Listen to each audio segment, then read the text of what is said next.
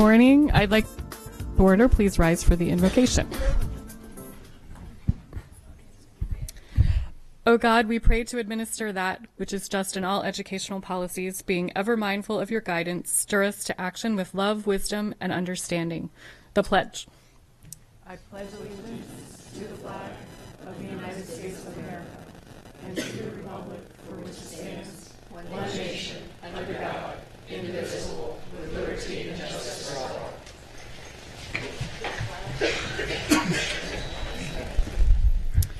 Item 2.03, approval of the minutes. Do I have a motion to approve the minutes? Second. All those in favor? Motion passes 6-0-0. To count who's out here. Item 2.04, establish agenda order, and the agenda stands as published. Item 2.05 is recognitions. We have Kate Gilbert coming up.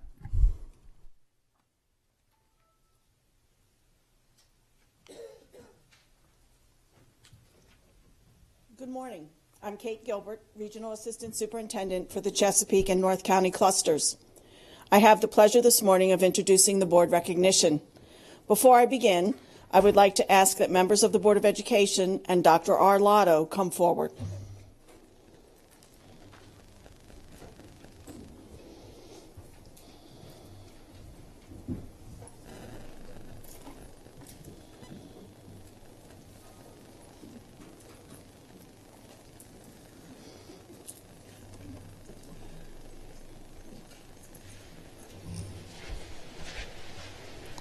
Mrs. Korbelak, members of the board, and Dr. Arlotto.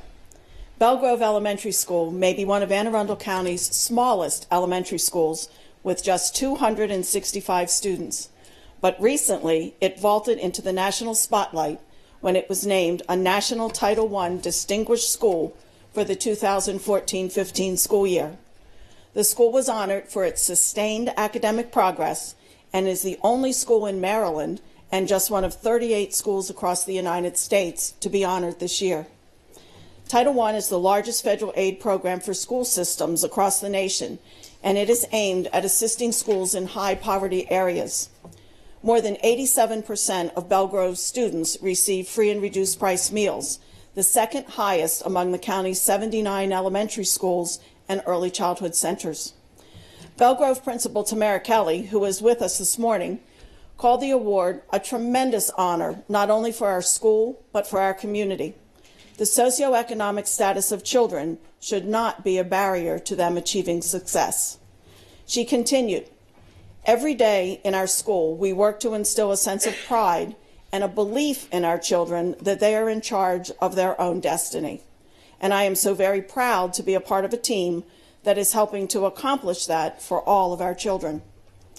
Much of the school's renewed success is rooted in the wise and efficient use of funds. Belgrove receives about $450,000 a year in Title I funding.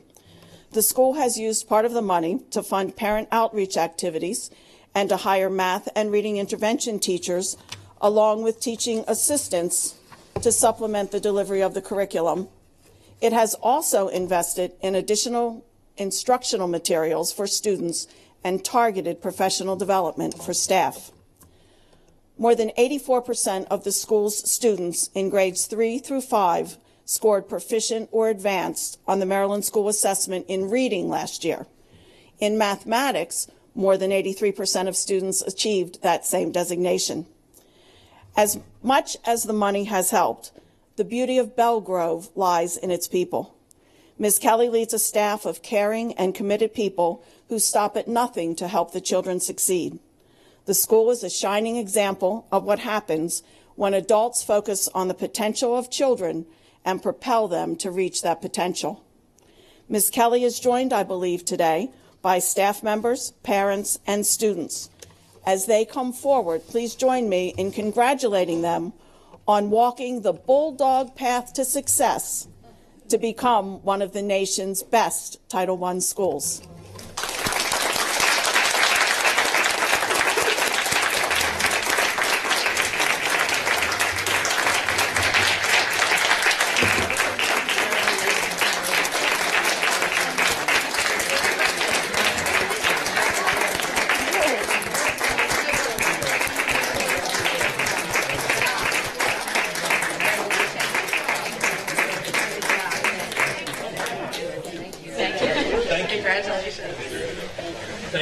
want us to go back to Thank you. Thank you very much. Doing well? Good. Thank you. Everybody else move. I want you to spread out in front of them up there. This is the center right here. Half of it.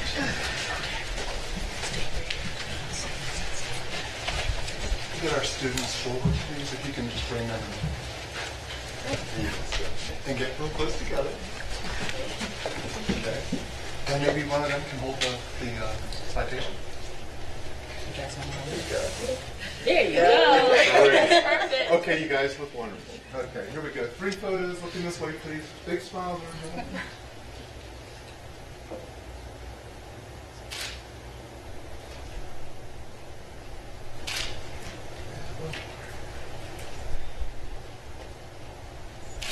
Thank you.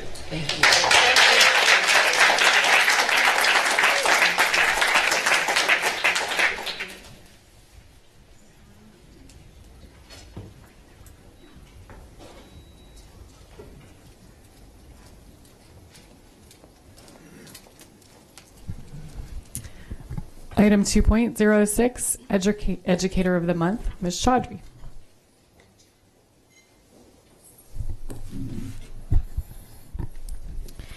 Today, the Board of Education honors an employee in our school system who gives her all both inside and outside of the classroom.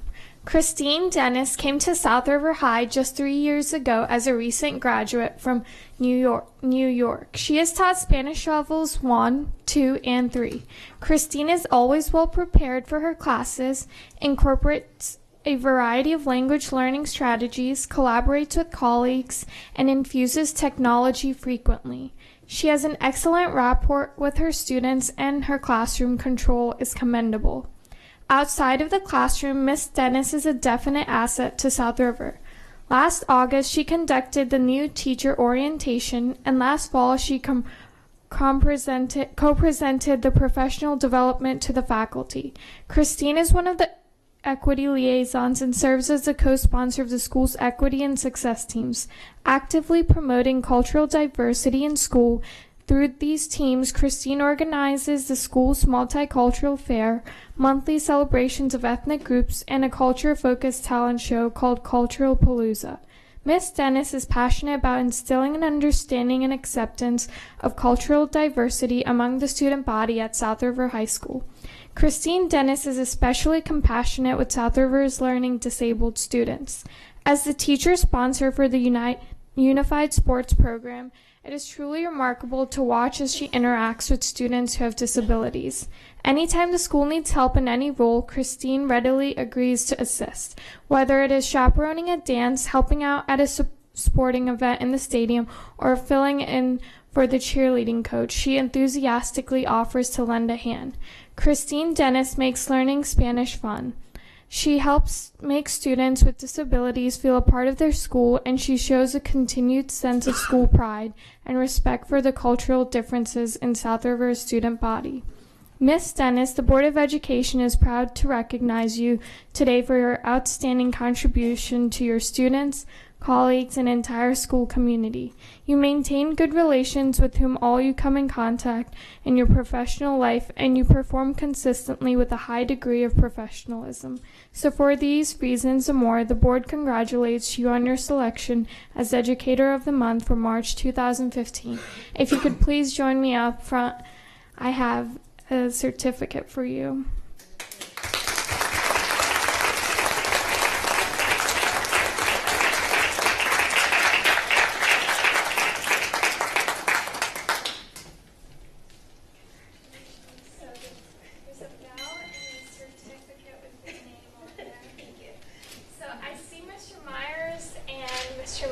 Here. Who else is here with you? And Mr. Yeah. So how did they lie to get you here? Mr. Meyer said it was for an equity meeting. Okay. Congratulations. Thank you.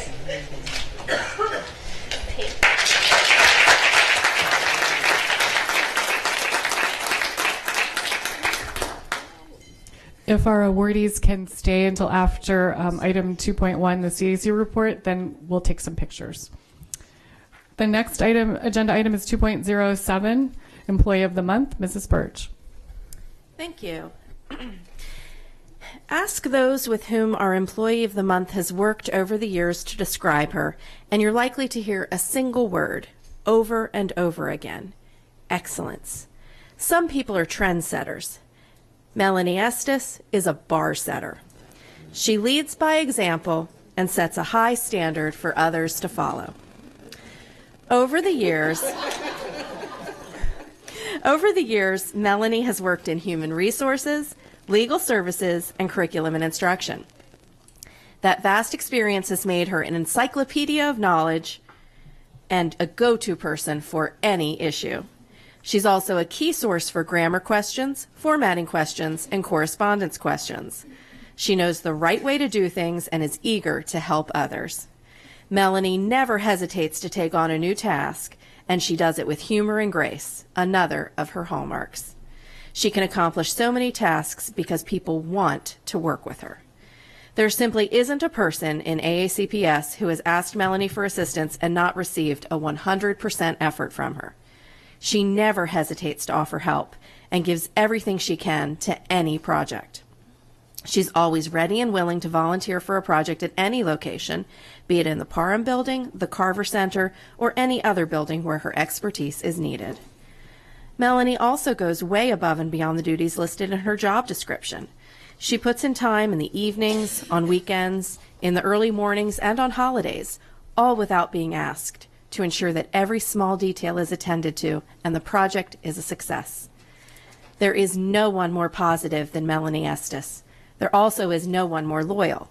She believes in the mission of the school system, and there is no stone she will leave unturned when she sets out to accomplish a task. When it comes to creating a positive atmosphere and ambiance, no one is better than Melanie.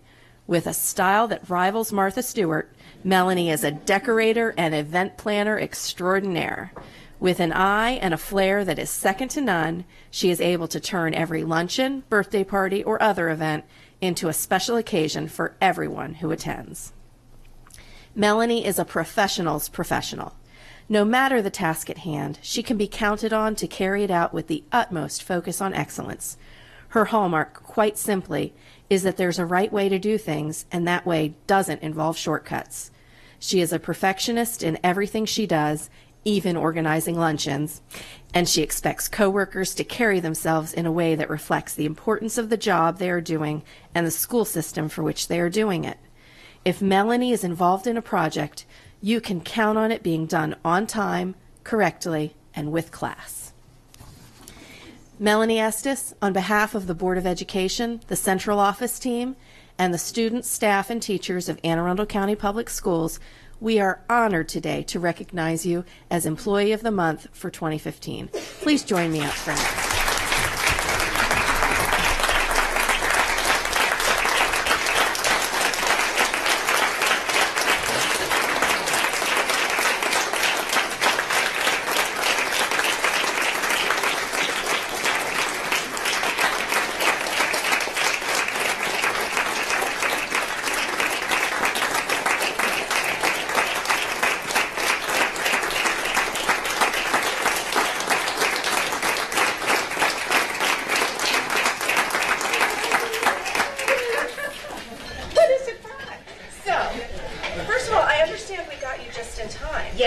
Because you're retiring. Yes. When are you retiring? 3 weeks.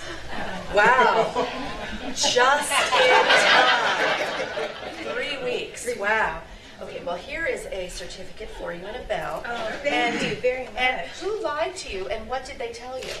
Oh, I'll tell you, there's a group in the administrative office that's really sneaky. You have to watch out. You get Debbie Navarro, Okay. Michelle Catania, Uh-huh. Kathy Kubik, my beloved boss, and Jill Smith, and you know you've got trouble. Okay. What did they tell you? Why did they want you here? We were coming to recognize somebody else. Oh. who is very, very deserving. Okay. And who surprised you here? I noticed a few other people came walking in. My sweet husband of 40 years, Chris. My brother, Bob. My sister, Barbara. My daughter, beautiful daughter, Alyssa, who is a teacher in Howard County. And my lovely niece, Laura, who is a teacher at Mayo. She teaches 5th grade and is expecting her first little one. So, Well, that's wonderful. Oh, and who else? I said Bob. You just didn't hear. Well, thank you for everything that you do. Oh, thank you. And good luck with your retirement. Is your husband you. already retired? No, he retires in May. It's going to be a good summer, isn't it? Congratulations. Thank you very much.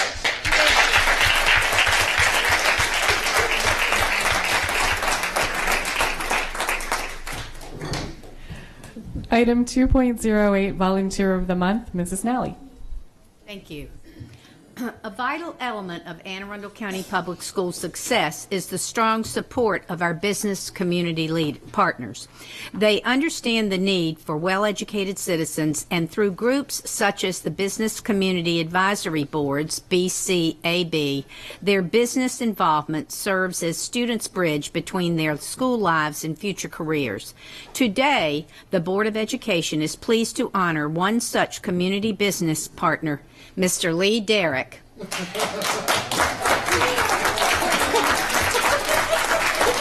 As our March Volunteer of the Month.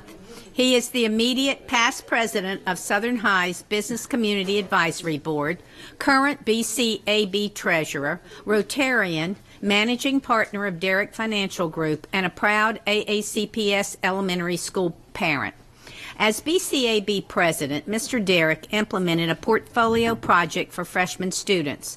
The group raised funds for the portfolios and, under Mr. Derrick's leadership, instructed the students about the impact a good portfolio can have on their future. With real-world examples, the students learned about choosing meaningful extracurricular and volunteer experiences and impressive portfolio artifacts. The program evolved into a college and career resource center at Southern High, complete with funding for a part-time staff member who assists students. Thanks to Mr. Derrick, Southern's successful mock interview program is now completely led by BCAB members and community business partner recruits. Beginning in their junior year, students interact with local business leaders who provide resume feedback and coach interviewing skills. Students learn how to dress for success, present themselves professionally, and write post-interview thank you letters. Business classes are enriched by Mr. Derrick's financial literacy presentations, and he ensures students understand and experience the importance of community awareness and service. He guides students' efforts to raise funds for the Bountiful Backpack Program, a community effort to alleviate hunger. Mr. Derrick serves as a liaison between the local Rotary Club and Southern's Interact Club. Through years of dedicated volunteering, this Southern High School alum has brought vital experiences to students that will continue to have a measurable impact on their lives and the greater Anne Arundel County community. I am so pleased to be able to present this to Mr. Derrick, as I was a member of South Anne Arundel County Rotary Club with Mr. Derrick some years ago, and the impact, and know personally the impact he has had on the entire community. Thank you, Mr. Derrick. Would you please come forward? With great appreciation, I would like to present this Volunteer of the Month certificate and bell to you.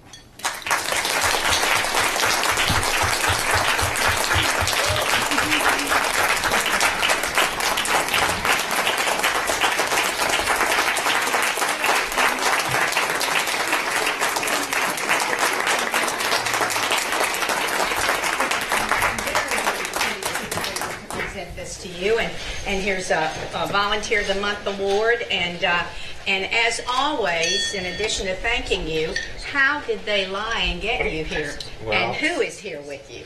So we have Megan Renavich. She's a teacher at Southern. She told me that this award was going to go to Lynette, who also is very deserving of the award, and should be up here as well. Who is here? My family, Emma Kate and Will Derrick. They are students at Lothian Elementary, and they're are out of school today. They asked me this morning, are we going to school? Or are we out another 2 hours late or out of school because of the weather? My beautiful wife, Becca, my mom, Betsy Derrick, my dad, Rick Derrick, and my cousin and business partner, Steve Derrick. So thank you so much. Thank you. Well, I know all the Derricks from Rotary. They're all very active down there. Well, thank you so much. Thank you so much. I Yes. really appreciate it. Thank you.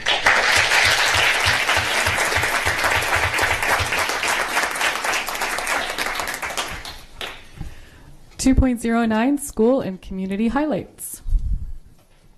Ms. Ritchie. Thank you. Good morning. I just wanted to mention that we had the honor the other day, last Friday, of going to Severn Middle School, where we honored 3 students from the comptroller's office has a program called the Maryland Masters Arts Program. There you go. And we honored 3 students, one from each grade level. One from the elementary student was from Broadneck, the middle school student was from Severn Middle School, and the high school student was from Glen Burnie High School. And you can see their artwork is up there. I mean, it's that the portrait with the tear, the one, not the hand over here. This was supposed to, the girl's picture here, the African American, was supposed to be a hand portrait. That was her class. And she took it beyond that and did a portrait. And then the other portrait here, we asked the girl how long it took her to do that. 3 hours. I'm waiting for like days, months, something, 3 hours. And then, of course, the young students' artwork, the flower pot up there is the elementary school student and stuff. It was absolutely excellent to be able to honor. These 3 pieces of artwork will be in the comptroller's office. Governor Hogan and his wife, Yumi, who is a professor at Micah, was also there and had an opportunity to talk to the students. Fabulous, fabulous. Great day to start off a snowy Friday morning. But and these students, they were just the little fella, I can't remember what his name was, but he was so cute and explaining his artwork and the different mediums, and so it was just, and Mr. Webb and Ms. Korbelak were able to join me. Dr. Arlotto, unfortunately or fortunately for him, had to be at a meeting, so he wasn't able to, and on the West Coast, so he wasn't able to get to enjoy this fun day with us, but it was fabulous, and some other elected officials showed up as well. It was terrific. I also had the opportunity to join with the superintendent for 2 of the visits where we made surprise visits for our Teachers of the Year finalists for the in Arundel County, and it's just fabulous. And the one teacher's room we went into, I was, the kids, they get all excited when the TV camera comes in. They think they're going to be on the news, and they get all happy and everything. And these kids were completely ignoring us. This teacher had this class so well controlled that they were not even paying attention to us. They were busy doing their work. And, we're trying to, talk to them about this, and they're like, I got no time for this, and they were doing their stuff. It was so funny to watch them, but they were really fabulous. And to be able to honor the teachers is just it's a great reward, and the other teachers in the building. Sometimes you think with stuff like that, rewards and things, but the people that were in the building and stuff, they were rushing in there. They wanted to be a part of this too, to be able to celebrate the excellence that we have going on in each and every one of our schools. So I thank you for the opportunity to go on that visit. Ms. Chaudhry. I would just like to call upon Molly Fitzpatrick to come up to the podium. Molly will be making an announcement on behalf of CRASC, which is the Chesapeake Regional Association of Student Councils, and she will be announcing next year's SMOB finalists. Good morning, President Nolly, Dr. Arlotto, and members of the board. My name is Molly Fitzpatrick, and as Aisha said, I'm the Secretary of the Chesapeake Regional Association of Student Councils. Per the term of the newly revised CRASC election rules, nominees for the student member of the board may begin campaigning as soon as a public statement of their candidacy has been made. Since we have 3 finalists for this position, we didn't want to delay their campaigns any further. These students are available for questioning and may attend public events. Also, they may campaign via social media and give interviews. As of today, their campaigns have launched. I am pleased to announce that the following students will move forward to the election on April 8th and are officially candidates of the 2015 student member election. From Annapolis High School, Emily Balzano. From North County High School, Jacob Horskamp. And from Broadneck High School, Linda Waters. Thank you for allowing us to make this announcement, and please consider joining us for our student member of the Board of Education election at South River High School on April 8th. Thank you.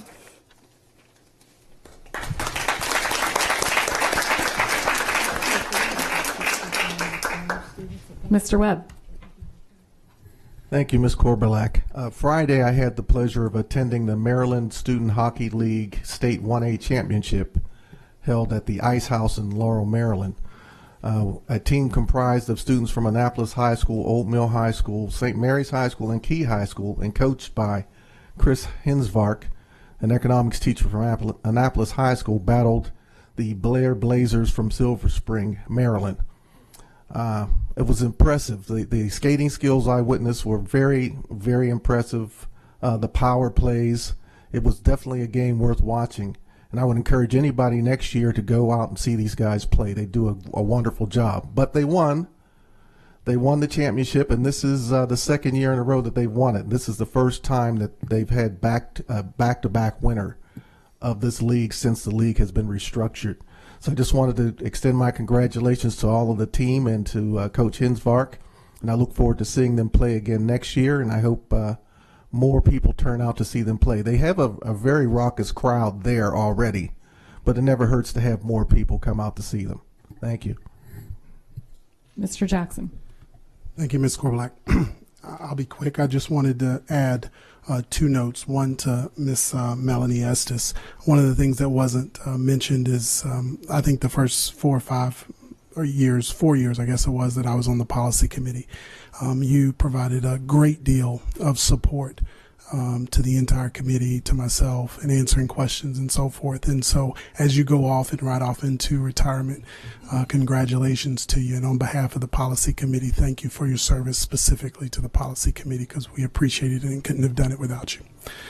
The second piece has to do with Lee. Mr. Derrick. Mr. Derrick, he really, truly does give of his time, not just to the business community, but also just to the recreation community of South County. I served as his assistant coach, he might call it, unofficially, as part of the soccer athletic South County Youth Association. And so, again, I just wanted to highlight and to say thank you very much for what you have done in all the different aspects down in South County. And my little Brady Harrison wouldn't be the soccer player that he is without his good coach. So thank you very, very much, Derek. Dr. Arlato. Thank you. I just wanted to let everybody know that we had, as we do every year, we host the county's spelling bee, and it includes students from not only the public schools but the private schools are welcome to enter. This year's, and every year we want to get better at what we do, and this year was just phenomenal. Under the leadership of Carol Ann McCurdy and her entire team, as well as Susan Kassler, a teacher at Crofton Middle School, who took the lead in putting this together.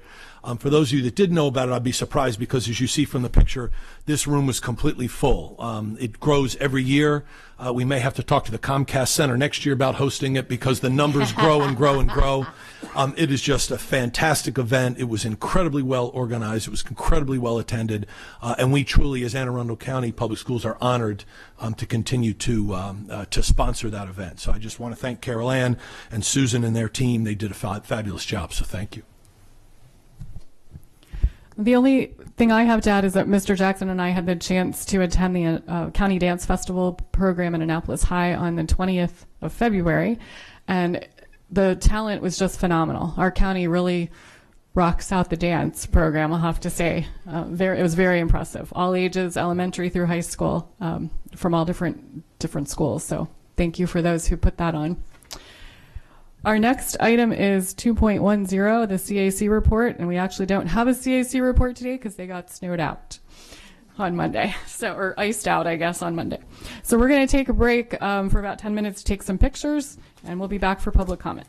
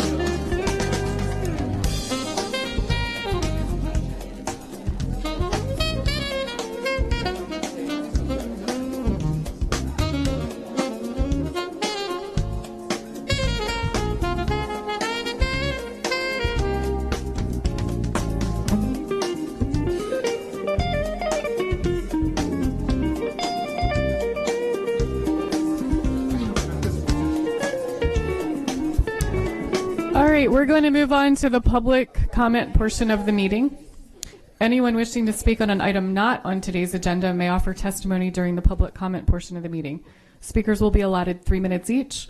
The board asks that comments remain civil and appropriate for the various audiences that may be watching or viewing the meeting. Student-specific and personnel matters are confidential and cannot be discussed in this forum. This time is intended for speakers to voice their opinion, not necessarily as a question and answer period. Speakers may pose questions, but answers will be counted toward the 3-minute allotment. For the record, please give your name before speaking, and handouts should be given to the board assistant.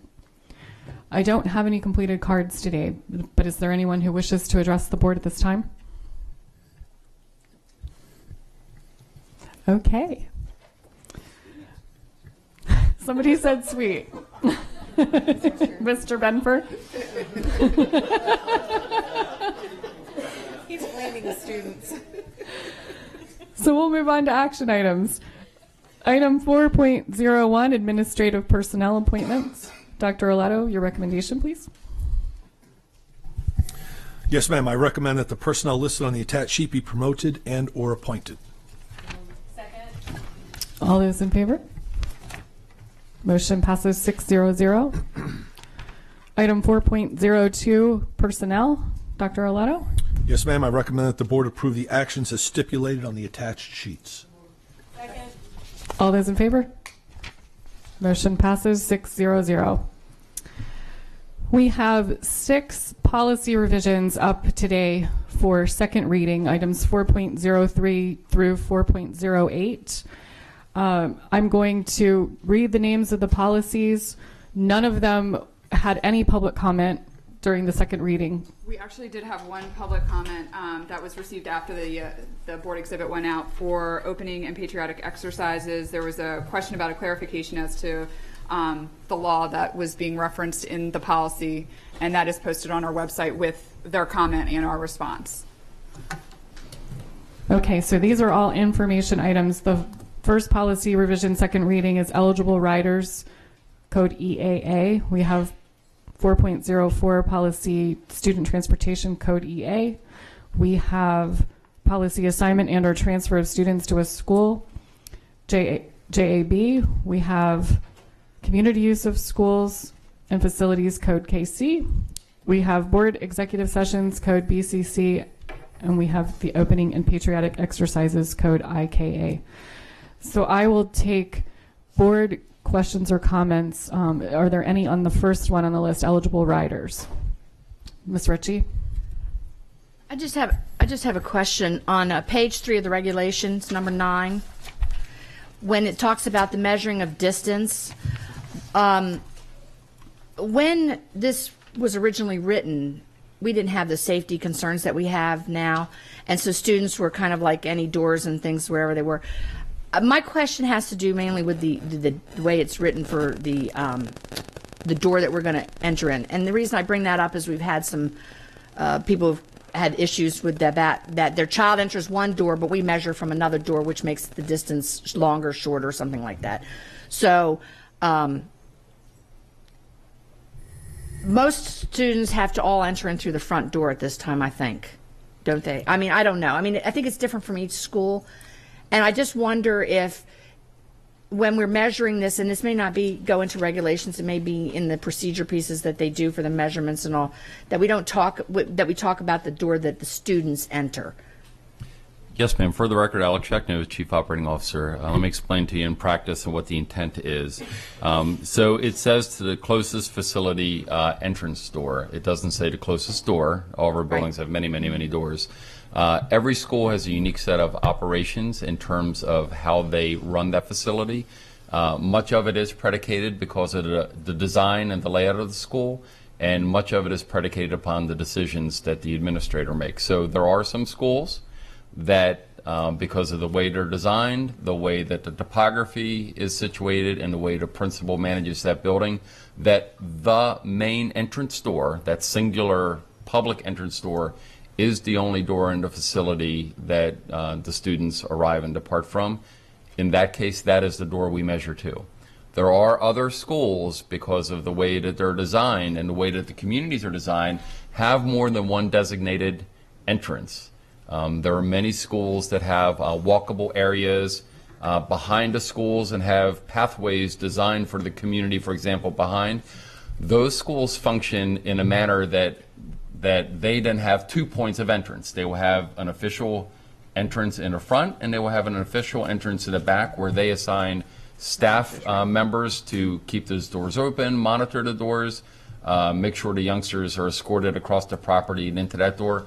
In that case, so we give the folks the benefit of the doubt, Ms. Ritchie. So if the building has 2 official entrances, we will take that measurement to both of those official entrances to give the parent and youngster the benefit of the doubt. So it is unique to each school, and the way it was written was we didn't say door, we said entrance, and that is the entrance that's designated and purposely used by that school as an official entrance point for the students, and we will measure it to both, one or both, or as many official entrances they have to, again, try to give the parent and the youngster the most leeway possible.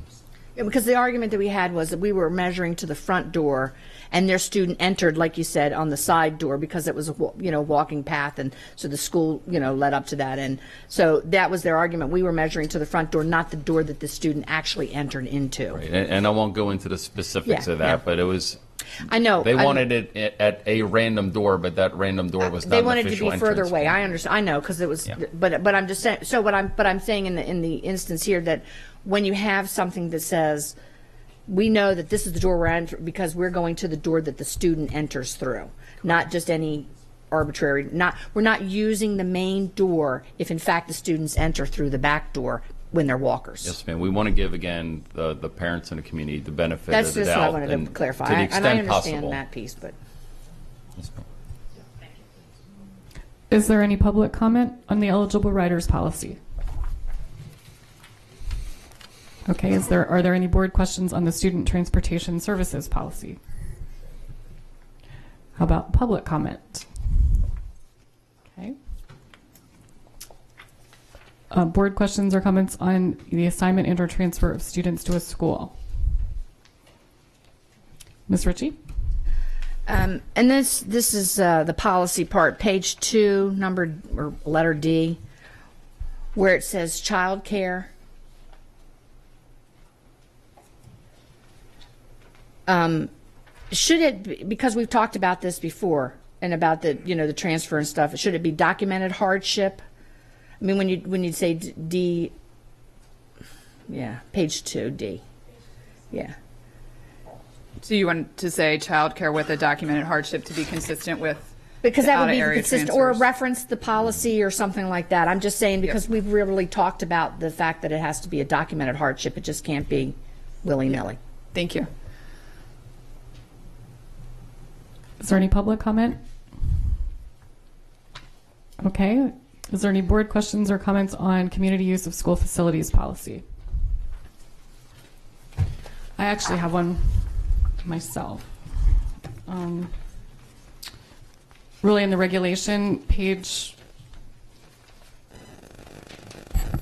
4,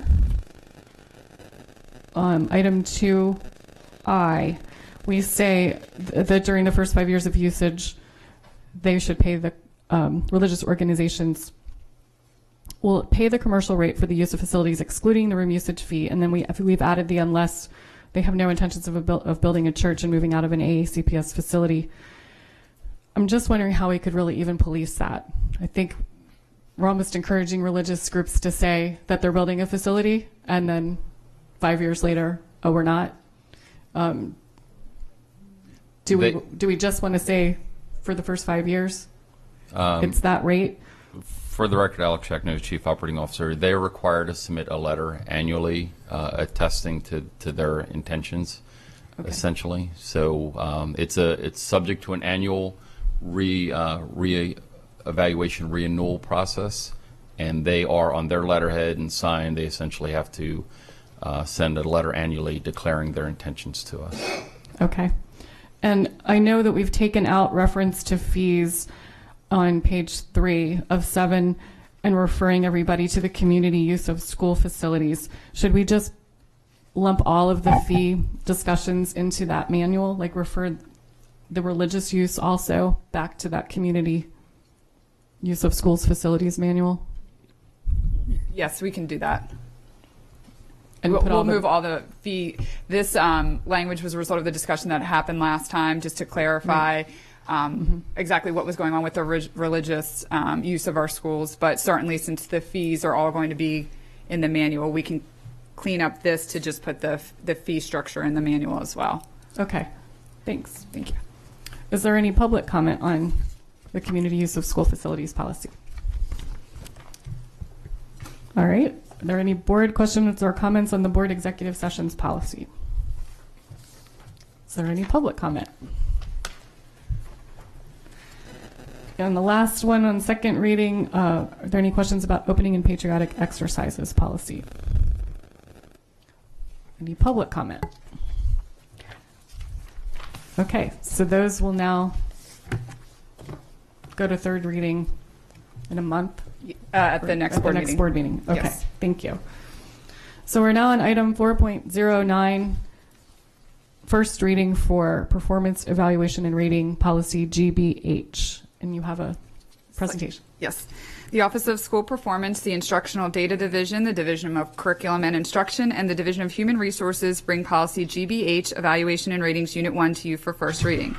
This policy was last updated November 7th, 1990, and the policy and its company regulation are being revised to reflect our current practices, which were changed to comply with the Education Reform Act of 2010 and its supporting regulations from the Maryland State Board of Education. This policy will be posted on our website for 30 days for public comment, and Ms. Herbert, our Associate Superintendent for School Performance, is going to provide a brief overview of the rating tool for teachers and administrators, and the administrators piece is relative to the next policy, but she'll cover both of them now, and then we'll answer any questions you have about this policy. Good morning, Dr. Arlotto, Mrs. Korbelak, and board members. For the record, Kathy Herbert, Acting Associate Superintendent. Thank you. And as Jessica shared, we've been asked to take a few minutes to share information with you about the TPE, Teacher Principal Evaluation Instrument, that we use here in Anne Arundel County Public Schools. The purpose of the form, of course, is to elevate all students and eliminate all gaps. And with that form, there are two components. The first component, which amounts for 50%, is the professional practice side of the instrument. You probably are familiar with there are 6 domains, and they are parts of an evaluation that we have used in the past in evaluations. For example, in the teacher evaluation instrument, it measures instructional planning, planning for learning, student behaviors, assessment, professional practices, terms that I'm sure you're familiar with. The other half of the performance instruments are the SLOs, Student Learning Objectives, and that is new to all educators. The Student Learning Objectives are specific long-term goals for groups of students that educators create to guide their instructional and their administrative practices. They focus on a particular student group and are based on data for those students. To expand that a little further, the writer of the SLO identifies strategies of how to improve student achievement for that particular student group. They identify a target, they identify the assessment measures, they identify the specific interval of time they're going to give instruction, and then they identify how they're going to measure if they have met that target. Every educator, teachers, and principals write and implement 2 SLOs each year, and that results in 50% of their evaluation. This component is new to our educators. Therefore, as a system, we have provided very comprehensive professional development to help educators as they implement SLOs. Some examples of the professional development that has been done for our instructional leaders is professional development for reading teachers, for coordinators, for school facilitators, for school performance coaches. We also train SLO coaches in every one of our schools, and they help provide the training for professional development for our teachers. Assistant principals have been trained, principals have been trained, and it is ongoing. As recently as February, we provided professional development for all our principals, elementary, middle, and high, at their February leveled meetings, because it is new for everyone and it's a journey. We also provided professional development as a system on our early dismissal days to make sure that everyone receives that training. There's a resource for educators on the TPE model, which includes, of course, the SLOs. And that resource is a TPE website. And on that website, you'll find a manual, you'll find webinars on how to write SLOs, and you'll find samples of approvable SLOs. We also partner with MSDE on providing professional development. As recently as this morning, I attended a MSD professional development on TPE with teachers, principals, and executive officers from around the state, and Arundel County is well represented, and that's continuing as we speak. So you can see it's a journey, and we will continue to focus on how we will use the TPE evaluation instrument to help build our teachers and our administrators to provide the most quality, effective instruction that they can in our classrooms. Thank you. Mrs. Nally. This was brought to my attention when I was at MABE, and is possibly a question for maybe for Flory, but I don't know. Do we have a position description for Unit 1 employees? In other words, and if we do, what part does that job description have play in this rating? We were speaking to some other reps at MABE, and their concern is that in many of the counties there is for all other employee groups, but there's really not a position description tied, and Howard, for example, is working on this now, as of some others. So I guess that's my question, because I was kind of surprised, and Stacy was with me at this meeting at MABE, and we were both, just kind of surprised that many counties do not have that a position as description. So that's my question. Do we have it? And if we do, what part would it play? We do, and Jessica wants to take this one. Or Dr. Arlotto, did you want to weigh in? Well, he knows the answer to it. I do think that it's important for the board and all to understand that as we go through the TPE process, this is something that came down through Race to the Top. This is something that's come down through the state. We are not the only jurisdiction that's doing new TPE. All the jurisdictions are rewriting their teacher principal evaluations, short of two of our colleagues here in the state. And the way the federal piece was written and then down through the state and to the LEAs only includes teachers and principals. So as we write the new evaluation system, it is for only teachers and principals, where there are many other, as you well know, Unit 1 employees like counselors and others. And we are continuing to rate them as we have, evaluate them as we have in the past, and eventually we can see bringing them online. But in order to meet the mandate, we've been focusing strictly on teachers and principals. And then I think Jessica can add to that. And just to clarify, Unit 1 is an overarching defined term in the negotiated agreement with TAC. That defines who is in Unit 1. And this policy is meant to cover all of Unit 1. However, the TPE specifically that has the 50% professional practices and the 50% student achievement portions, that is particular to classroom teachers and some other identified positions in COMAR.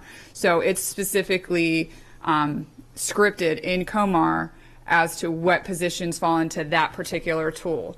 And if you go on our website, we have it broken down into every position that's in Unit 1, because Unit 1's overarching includes a lot of different positions, and what tool they use for each position. So I'm hoping that helps. So there wouldn't be a job description just for Unit 1, because that includes... Okay. Let's just say for teachers, is there a specific job description as there is for other, when you go to interview? Is it written in our, do we have one? Yes. Yes. Flory's nodding yes. Yes. I'd like to see it. I've never seen a job description. I mean, I was only a teacher for a few years. I'm sure that... I've never seen my job description. I've never seen my job description. Oh, thank you. But I've never seen a job description, unless it just says everything. because that's what teachers do. Good morning. For the record, Flory Bozzella, Executive Director of Human Resources. For every position, there is a job description that reflects that position title. So if you would like to see job descriptions, you could tell me elementary teacher, teacher mathematics, school guidance, school counselor, pupil personnel worker. There is a job description for every position that we have. So I'd be happy to share with you whichever ones you would like to see. But if you work for us, we have a job description associated with your title, and we can provide that to you. Yeah, I think I think for one thing, there are other counties, apparently from our meeting yesterday, that do not have that. And she asked us, would we share them, because they're working on job descriptions. Isn't that what you understood? And they were asking. So yeah, but not for count. I would like it for teachers across the level. Now I know when you're looking at elementary, that's one, and then you're looking at math and science. And I don't know. Do you think she wanted secondary? Yeah. Probably. At the secondary level, they're by content area. Mm-hmm. So we have for the content area. Yeah, that would be good. And then we could share them with two, and we could look at them. I'm just interested to see what it says. We'd be happy to provide that to you. Okay, thank you. Mm-hmm. Mrs. Ritchie. When all these things happen, everything kind of happens together. And like when No Child Left Behind came in, there was a lot of stuff that happened, and it seemed like they were all tied in. Are the SLOs related to the Common Core? Are they dependent on the Common Core, or will they, when, in 5, 7, 10 years, when we throw out Common Core and bring in something else, which is, what all professions do, so it's not saying just education, will SLOs still be there, or are they related to the Common Core? Teachers and administrators write 2 new SLOs each year, and each time they go to develop an SLO, they identify the area of need for a student group. So this year they most likely will pick a standard, but next year it could be whatever instructional is driving instruction at that time. And so each year when you rewrite them, you'd pick a new focus area. And it's a lot of data driven, and as we gather more data because of the assessments and because as we implement these things, as we gather more data, then that may change because we may see, specific things change. The question that comes, and I just was wondering because, sometimes when new stuff comes in, it all seems to be lumped into one thing. So the other piece of that is a lot of talk over the years related to teachers being evaluated on the growth of students and the inability sometimes to control things beyond our control. We can't control that they ate a good meal. We can't control that they got enough sleep. We can't control that they did their homework. And so when we talk about the 50% that's related to the data piece, what's taken into consideration? Is it if and I don't have any clue because I've never written them. I don't even really know what they look like, and so this completely is off. But if I say that 35% of my male students are going to be reading at a 3rd grade level, and that's not, but I only get 20% of my students instead of the 35, then am I marked down because of that, or do we look at some of the factors that may have occurred because that occurred? For instance, did I get more male students in there throughout the year after this one was written? Did we have incidences where I had students that were some severe behavior issues that caused a lot of disruption in the classroom at a certain period of time that we were working with, but I wasn't able to move that student out, and so therefore it caused everything to kind of back up. Things that can happen on a regular basis. Do we look at that kind of stuff as well, or do we just say, well, you said 35, you only got 20, you get demerits? Couple things. SLOs are scored on a scale of 0 to 3, so you get points depending on whether you didn't do one, whether you didn't quite meet the goal, whether you met the goal, whether you exceed the goal. So that you're scored on that way. But the SLO is collaboratively developed and approved between the teacher and the principal, or the principal and the regional. And throughout the interval of instruction, they collaborate and talk about, okay, where are they and how are we doing? I would have to say, though, that regardless of whatever factors there are, we want students to learn. Oh, most definitely. And so that's we set that goal for all students. but there is an opportunity to discuss and collaborate on that SLO throughout the process. There's actually a midpoint for that discussion. Yeah. I mean, we just know that there are certain things beyond our control. There are things that happen within. I mean, if your student isn't reading well and you rely on the parents to help you to read at night with the student, to help them. I mean, because that's part of our job as parents as well. I mean, you can't leave everything up to expect them to learn everything in the 6 hours that they're in the school building. We have to take a part of that as well. And if I'm not taking my kids to the library, or I'm not helping them to read at night, or if I'm not helping them with their homework, that's going to directly impact some of the things that are going on, because they don't get that extra, whereas if I'm the parent who is, I mean, and that's just, it's not fair. The teacher may be doing everything they possibly can, but if there's some components in there. Now, I know you're also not going to write them that are unrealistic either. I mean, you're not going to say 95% of the students when we know that that's not going to happen. We may get to that goal, but we're going to build them in increments so that they move up. That's just been a major concern that I've heard a lot of, and I wouldn't want people to be rated on things that are beyond their control. I don't disagree with this at all, because I believe that you have to have some kind of measurement, and as the data improves, we'll have better abilities. But I hope that and like you said, it's a collaborative thing. It's not being used as a punitive thing.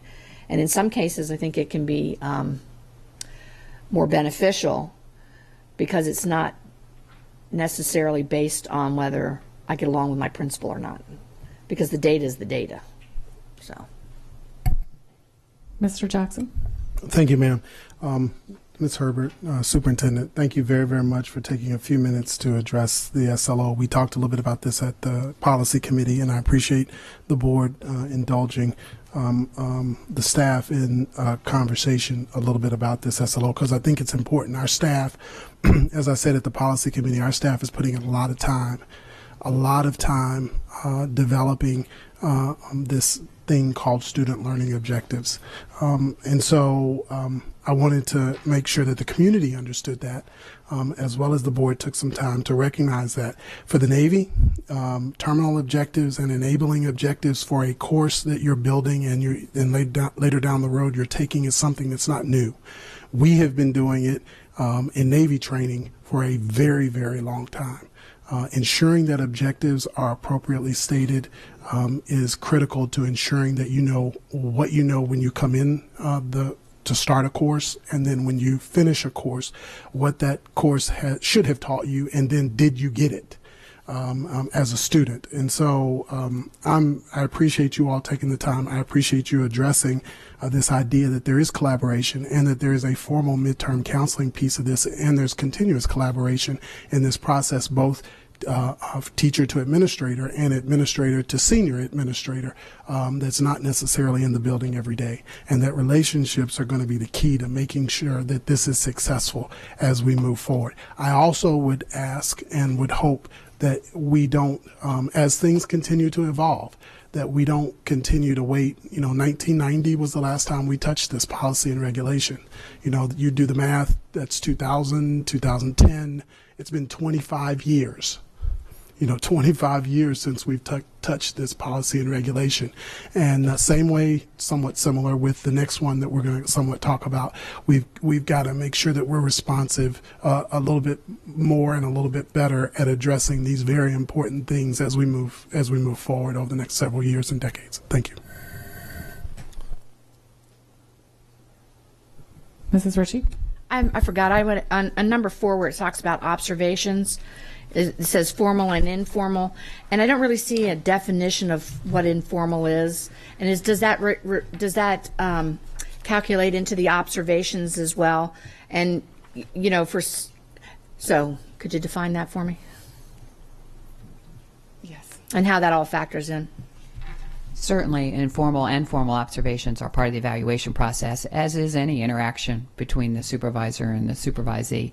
Generally, informal observations are observations where they are not scheduled, where the time and the date is not necessarily identified, where an administrator could come in a classroom and observe a teacher for 30 minutes. They generally therefore do not require written lesson plans. Whereas on a formal evaluation, the time and the date are often identified and a written lesson plan is required. But does the informal one calculate into the formal one? Yes, calculate in that. Certainly, they are part of the evaluation process. There is no score. Right. And the reason I mention that is because, one of the things that we've done in this county that I truly appreciate is the leveling, so that one school isn't doing something different than another school is doing, and that we're consistent in the way that we do things, where that has not always been the past history of our school system. So when you say informal, you mentioned 30 minutes. Well, do we have a definition? I mean, it's one thing to pop in the classroom for 5 minutes just to kind of see something going on, but is that considered an informal one? Or is there a defined amount of time that we consider to be informal? Yes. That would work towards it. And I understand about administrators and stuff, because if you're going down the hallway and something catches your eye or hear something, you may pop in because it excites you or because it concerns you. So you may pop into the classroom just to kind of to get an idea of what's going on.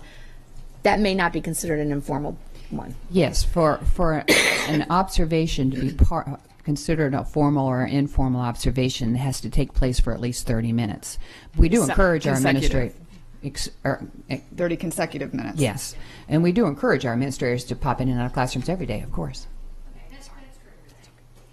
I don't know whether that's written someplace.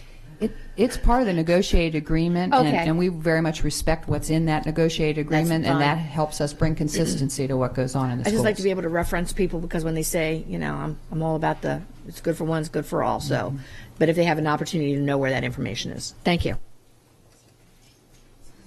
Is there any public comment on performance evaluation and reading unit 1? Okay, so this will now go to our website for 30 days for public comment.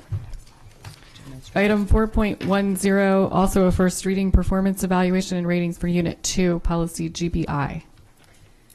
The Office of School Performance, the Instructional Data Division, the Division of Curriculum and Instruction, and the Division of Human Resources bring policy GBI, Evaluation and Rating Unit 2 to you for first reading.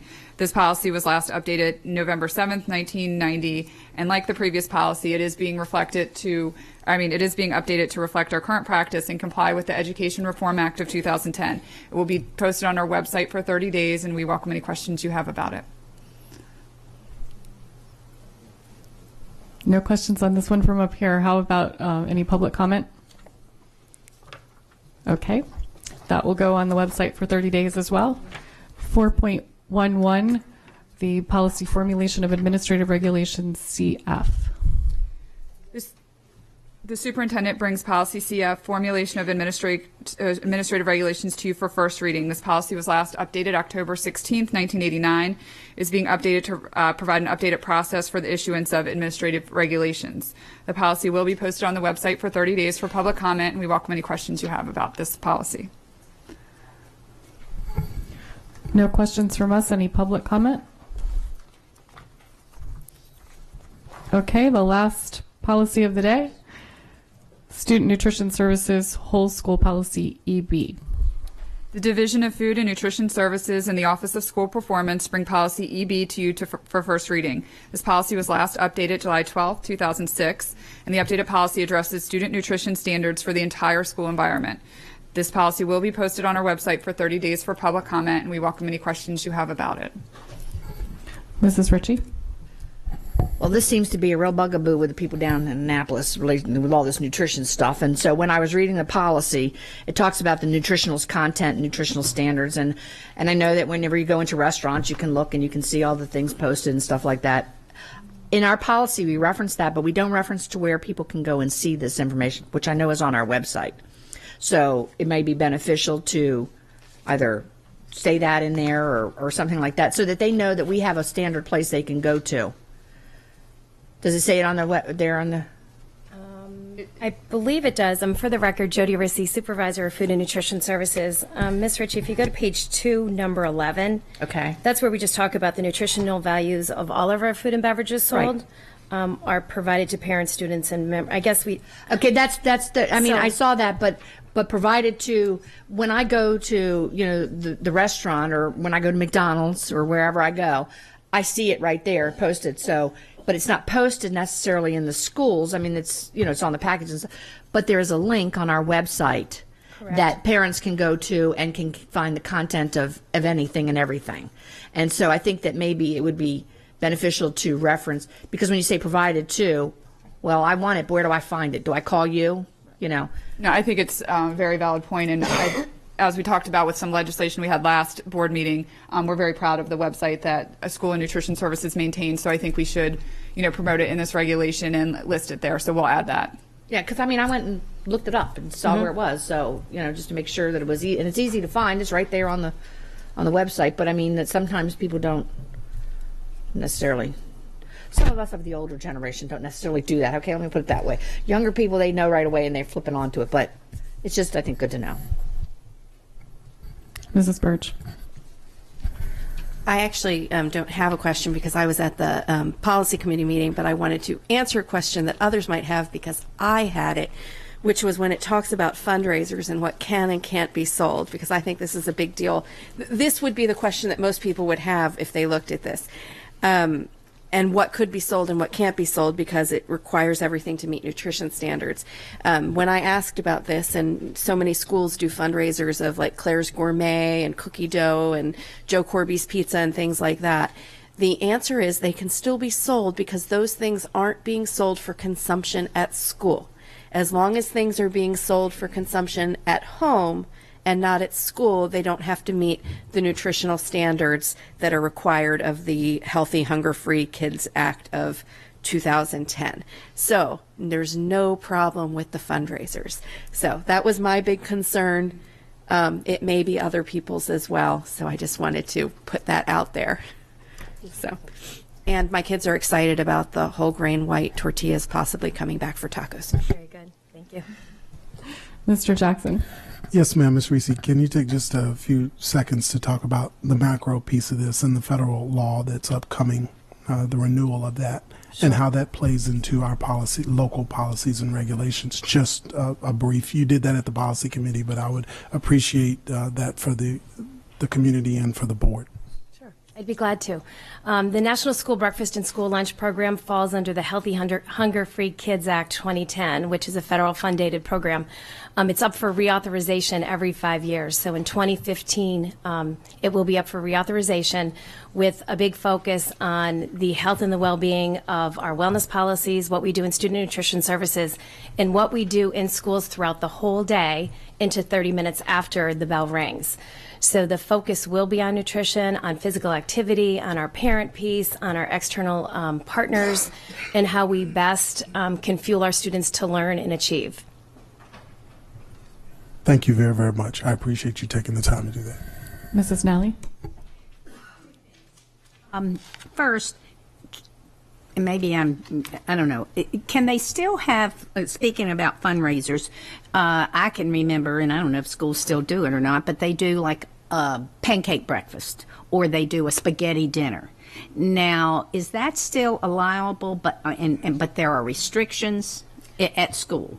That would happen after the school day, so it is allowable. They do have to follow Department of Health regulations, and that's stated in that the community facilities use guidelines. So that's why I know they end up having try to have an approved Serve Safe person from our staff. Exactly.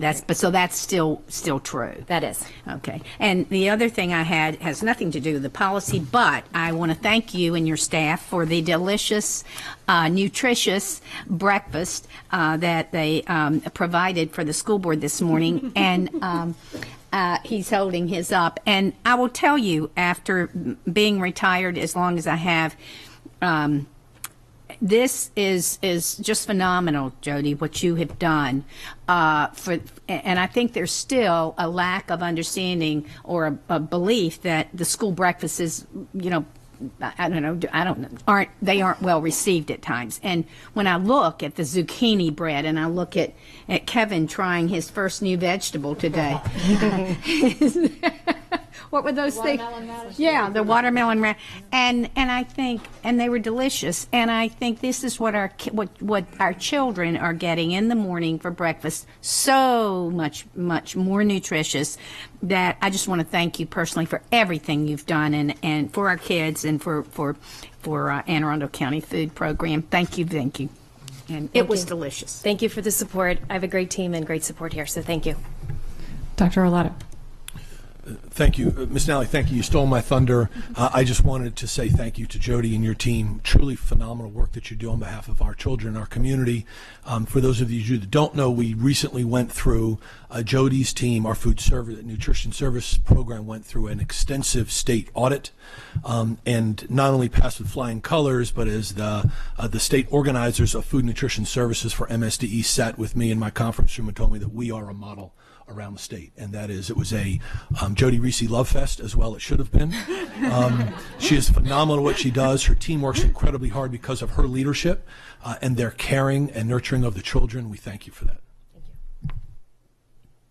And I was going to thank you for my rainbow of vegetables this morning. I didn't know it was a watermelon radish, so now I know.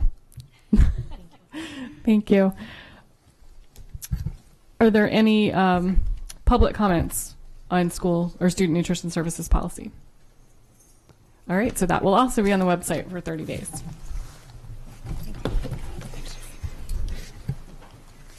The next item on the agenda is 4.13, Georgetown East Elementary School Stormwater Management Inspection and Maintenance Agreement. This is an information to action item. Do I have a motion to move this from information to action? So moved.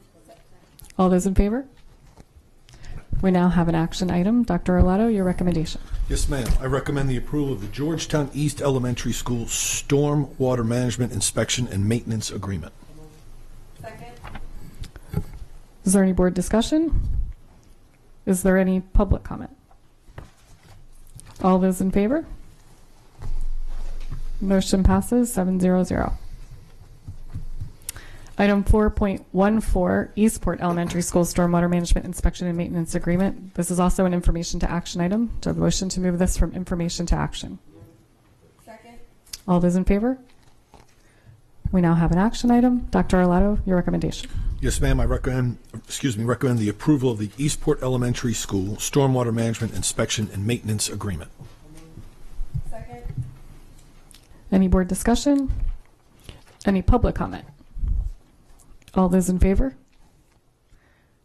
Motion passes 7-0-0. Thank you. The next item on the agenda, 4.15, is the Monarch Central Contract School Agreement. This is an information to action item. Do I have a motion to move this from information to action? Second. All those in favor? We now have an action item. Dr. Arlato, your recommendation. Yes, ma'am. I recommend the approval of the attached contract addendum. All those in favor? Oh. Comments? I know. I'm like Richard, we're trying to get out of here, right? Is there any board discussion on this? Any public comment? All those in favor? Motion passes 7-0-0. Thank you.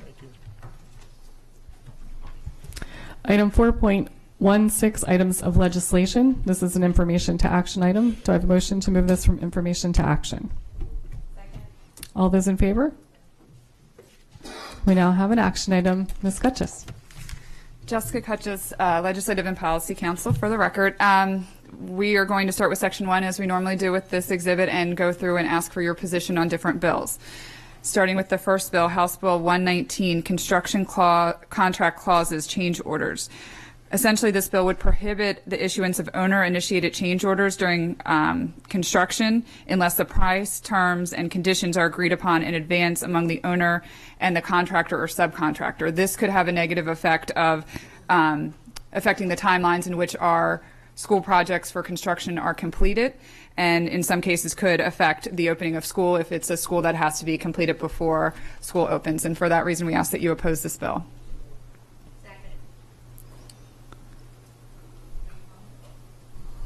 Mrs. Ritchie. When when we do all the bid processes and stuff like that, we have things in terms in the contracts that talk about if something or X or Y or, happens and how these things would come back to us. I mean, so it's not like we're just going out there and saying we're going to pay you $10,000 to do this, and then they come back and say no, we need 30 because we hit a power line and we didn't know was there or something like that. I mean, this is already all in the talked about and agreed upon in the bids and processing, right? Yes, ma'am. For the record, Alex Sheknov, Chief Operating Officer, and that is absolutely correct. It's all very prescriptively outlined within the term and conditions that are part of our bid packages, part of the contracts that are executed and signed by all parties agreeing to those terms and conditions. So it's very transparent what the rules of the game are and what our intentions are. And we have somebody in-house who oversees. I mean, we may have a site coordinator, but there's somebody within our facility that is intimately involved with all of our major and minor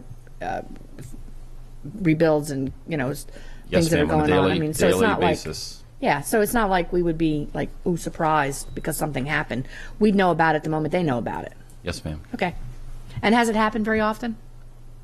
I mean, it happens. Very often, no, but I believe that's what Ms. Kutches spoke to, is there are occasions in the field where things happen. I mean, especially on a renovation project, you can discover after peeling the earth away from an exterior wall, you find that it's been underground for, 65 years. You find a very perilous crack, possibly, or something that's that requires immediate attention.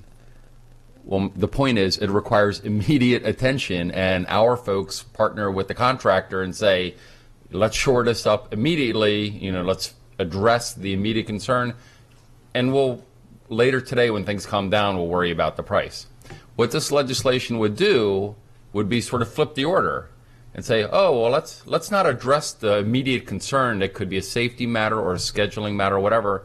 Let's go talk about it and haggle over the price, and once we get to that point in time, we'll come back and address this safety concern or scheduling concern, et cetera. So I did find out, just for the members of the board, as recently as this morning, Dr. Lever of the State Public School Construction Program has also crafted testimony to be submitted to the committee that will be hearing this. So the State of Maryland Public School Construction Program and IAC are also opposing the legislation before you. Mrs. Birch. Just a quick question. Does this apply to all construction contracts in the state or just public construction contracts? I mean, how broad is this? So there is some room for interpretation there. Clearly, it would be applicable to State of Maryland projects across the board. Right. So there's no question there. There is a little bit of a legal nuance about, since we are a de facto state agency, whether it crosses the lines to public schools. The state IEC is concerned enough that they are putting testimony in opposition to this. Certainly, it's not clear to us, and we'd rather take a defensive posture as opposed to leave it to an interpretation later down the line. The word owner to me was kind of unclear. Right. And because usually they would say the state if they meant the state. And Mr. Sheknovich is correct. Even across the LEAs, there's some discrepancy as to whether this will definitely apply to us or not. And the way that Mr. Lever appropriately addressed it was, if this were to apply to school systems, we would oppose. And we think that the bill needs to be clarified if it was not intended to apply to school systems. So we would follow that lead in our efforts regarding this bill. Is there any public comment? All those in favor of opposing this bill? Motion passes 7-0-0. House Bill 502, State Department of Education Financial Advisory Board establishment. This bill establishes a financial advisory board in the Maryland State Department of Education to assist the state superintendent in making preliminary assessments of MOE waiver requests. So essentially, it would be a board to look at when the county has asked for a waiver from MOE. They would provide a public document to say, this is what we're advising the state superintendent to do. It seems like an additional layer of advice that sort of takes a little authority or possibly political pressure to the state superintendent of schools when she has skillfully made decisions on this topic for years. And for that reason, we ask that you oppose this bill. Any Any board discussion? Any public comment? All those in favor of opposing this bill? Motion passes 700. House Bill 535, blind or visually impaired children, individualized education programs, orientation, and mobility instruction. This bill provides that any student with a visual impairment receive an orientation and mobility evaluation regardless of any remaining vision. This bill is essentially an unfunded mandate that would require us to hire additional O&M specialists who are in short supply nationally. And we're not quite sure that this has the effect of actually helping other students, as it may delay some of the services of students that really need it, since we would have to be evaluating every child, which we do not currently do. And so we ask that you oppose this bill. Mrs. Ritchie? When they read this and they talk about blind or visually impaired, I mean, they're talking about people that have severe handicaps. But the fact is that anybody who wears glasses is visually impaired, because you have to have something to correct your vision. So are they talking about the student in second grade who now has to wear glasses to see the board? Or are they talking about true? So when they talk about visually impaired, because if you want to get into the nuances, right? Visually impaired is visually impaired. I'm not sure if it goes that far, but essentially, if you can see functionally, we don't currently put you through this screening. But if you have some way that you cannot see functionally, then you do, and you go through this process. This bill would say even those students that have an impairment but can functionally see would go through this screening. And that's what I'm talking about. When you got the kid with glasses in the second grade because they kept squinting at the board, they are now visually impaired because they have to wear glasses. You're visually impaired. You're not having your vision as you would. So they would have all of these students doing that. That's not practical. Is there any public comment? All those in favor of opposing this bill? Motion passes 700. House Bill 668, Education Due Process Hearing for Children with Disabilities, Attorney's Fees. This bill provides that an administrative law judge or court could award reasonable attorney's fees to the prevailing parent in a due process proceeding. This bill lacks clarity on how the ALJs will make decisions about reasonable attorney's fees, what needs to be provided. It also removes the ability of the parties to negotiate and resolve these issues without having to have such a judgment. So we ask that you oppose this bill.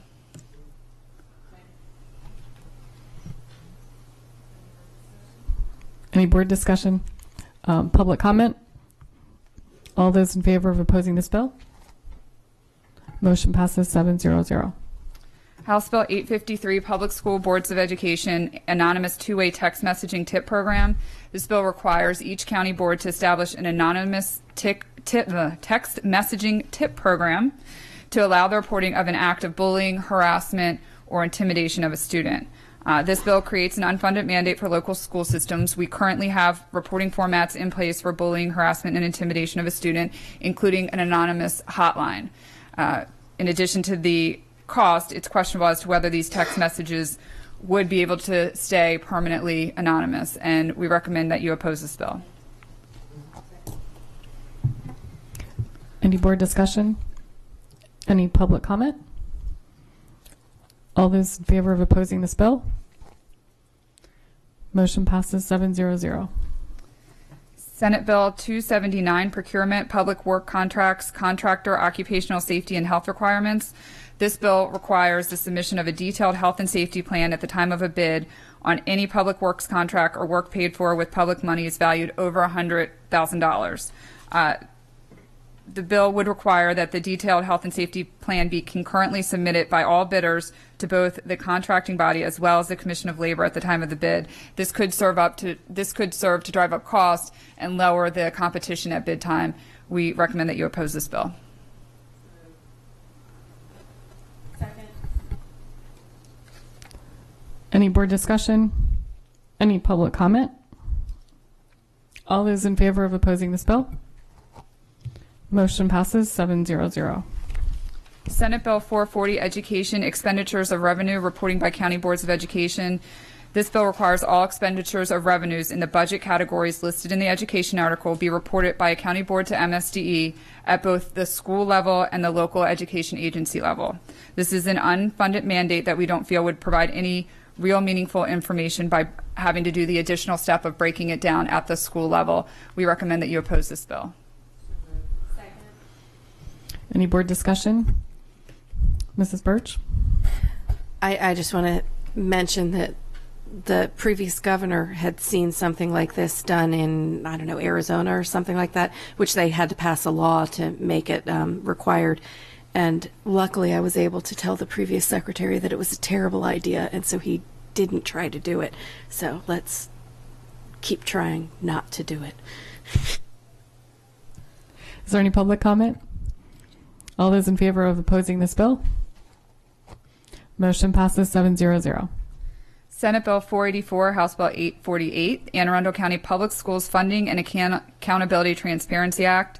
This bill requires that only Anne Arundel County Board of Education develop and operate a single searchable website accessible to the public at no cost through the internet. It requires that the Board of Education include the name of the payee receiving an aggregate payment of $25,000 or more in a fiscal year. The searchable website shall allow the user to search data for each fiscal year by the payee receiving payment, by the zip code, and the payee. We ask that you oppose this bill. This bill is unnecessary as we currently have the Spikes Cavell Spotlight on Spendable searchable website that provides almost identical information to what is being requested in this bill. Several other LEAs use this site as well to provide their information. We ask that you oppose this bill. Mrs. Ritchie? You know, I like things simple. So I said, well, do we have this? Yes, you said we have it. How easy is it to get to? Well, let me tell you, it's 2 steps. You go to Anne Arundel County Public Schools website. On the left-hand side, you scroll down. It says Bids and Procurement. You push that little button. And when that pops up, you look on the left-hand side. You scroll down to Spotlight on Spending, and you click that little button. Bam, there you are. We already have it. And it's very easy to get to. Mrs. Nally? Were the Simon Ayers Senator and Delegate, are they aware that we have this already? Yes, Mrs. Nally. Myself and Mr. Mosier met with Senator Simon Ayers and Delegate Simon Ayers prior to the filing of this legislation before the General Assembly convened, and we did talk to them about the website, and then after the meeting, Mr. Mosier sent them an email including the website so they could access it directly. So what Mrs. Ritchie just described, pushing a button, I mean, do they have trouble with that? Okay, just question. Is there any public comment? Mr. Jackson? What was their response? I mean, in the meeting you sat down, you and Mr. Mosier sat down with them, you told them that it was available, you gave them the website. Seriously, what was their response? Senator Simon Ayers indicated that he would like to see the website, and we sent it to him. And then the next response received is that we had this bill filed. Thank you. All those in favor of opposing this bill? Motion passes 7-0-0. Senate Bill 490, House Bill 923, Capital Grant Program for Local School Systems with Significant Enrollment Growth or Relocatable Classrooms. This bill provides that beginning in the fiscal year 2016, that another capital improvement program will be provided for school systems with a significant number of relocatable classrooms. At best, this would apply to Montgomery County, none of the other 23 LEAs. This would take money away from the general CIP fund, and we ask that you oppose this bill because it could mean less funds for Anne Arundel County Public Schools. Any board comment? Any public comment? All those in favor of opposing this bill? Motion passes 7-0-0. Senate Bill 505, House Bill 894, Primary and Secondary Education Health and Safety Sugar-Free Schools Act. This bill requires each county board to convene a work group to study the best practices of other jurisdictions regarding the lowering of students' total sugar intake per school meal, and to consider best practices and make recommendations based on, again, reducing the amount of sugar intake in school meals. The United States Department of Agriculture does not require the tracking of sugar. And from Ms. Rissy, who was here earlier, she said the analysis of any meal should be on total calories and nutrients, not a single nutrient. And a work group is unnecessary because we already meet the nutritional guidelines set forth by the USDA. We ask that we recommend that you oppose this bill. Any board discussion? Any public comment? All those in favor of opposing this bill? Motion passes 7-0-0. Senate Bill 506, Education, Health, and Safety Wellness Committee. This bill requires each county board to establish a wellness committee to discuss issues relating to physical, mental, and social health and well-being of students and make recommendations to the county board based on the committee's recommendations. It also requires that at least 50% of the members be parents of public school students. The committee shall be open to the public and provide opportunity for public testimony. Currently, we have a wellness committee. It is required by federal law as part of the National School and Breakfast Lunch Programs. Ours was established in 2006 and works very efficiently.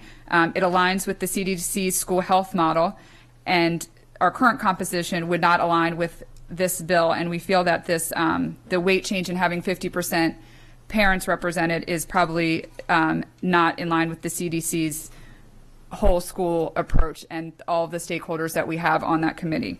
As far as the public participation part of that, the Wellness Committee does report to the board, provides a report annually, and certainly public comment can be taken at that as well as any other board meeting if there's a concern about wellness. So for those reasons, we ask that you oppose this bill.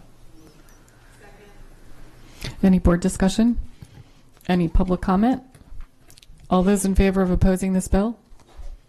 Motion passes 7-0-0. Senate Bill 624, Task Force to Study the Expansion of Career and Technology Education in Maryland. This bill does what the title says. It establishes a task force to look at career and technology education in Maryland and make recommendations concerning the policies and practices to make sure that the skills that are taught in career and technology education or technical education programs in Maryland align with what the labor market needs. We recommend that you support this bill as we support such a study. Mrs. Ritchie? Do you know there's a fiscal note attached to this? A lot of times they develop these task force and then they don't put in place the ancillary people that are needed to run these things. There's like no mention of secretary that you need to have to keep minutes of these things. Where are they people going to meet? Who's going to pay for the supplies that need to be done and stuff like that? And I know that a lot of times, and I'm not opposed to this, I mean, but you know, sometimes they make them overburdensome and then they don't really do anything because everybody's scrambling to find the money to do something. Right, and point well taken. At the time when I put this exhibit together, there was not yet a fiscal note on this. Typically, task forces, they may say, you know, minimal administrative efforts needed or something like that, but I'm not sure. Since then, I didn't look at it this morning to see if there was a fiscal note attached to it. I will tell you whenever we support a task force under Dr. Arlotto's leadership last year, we do make sure that we make a statement about unfunded mandates that could come from the task force.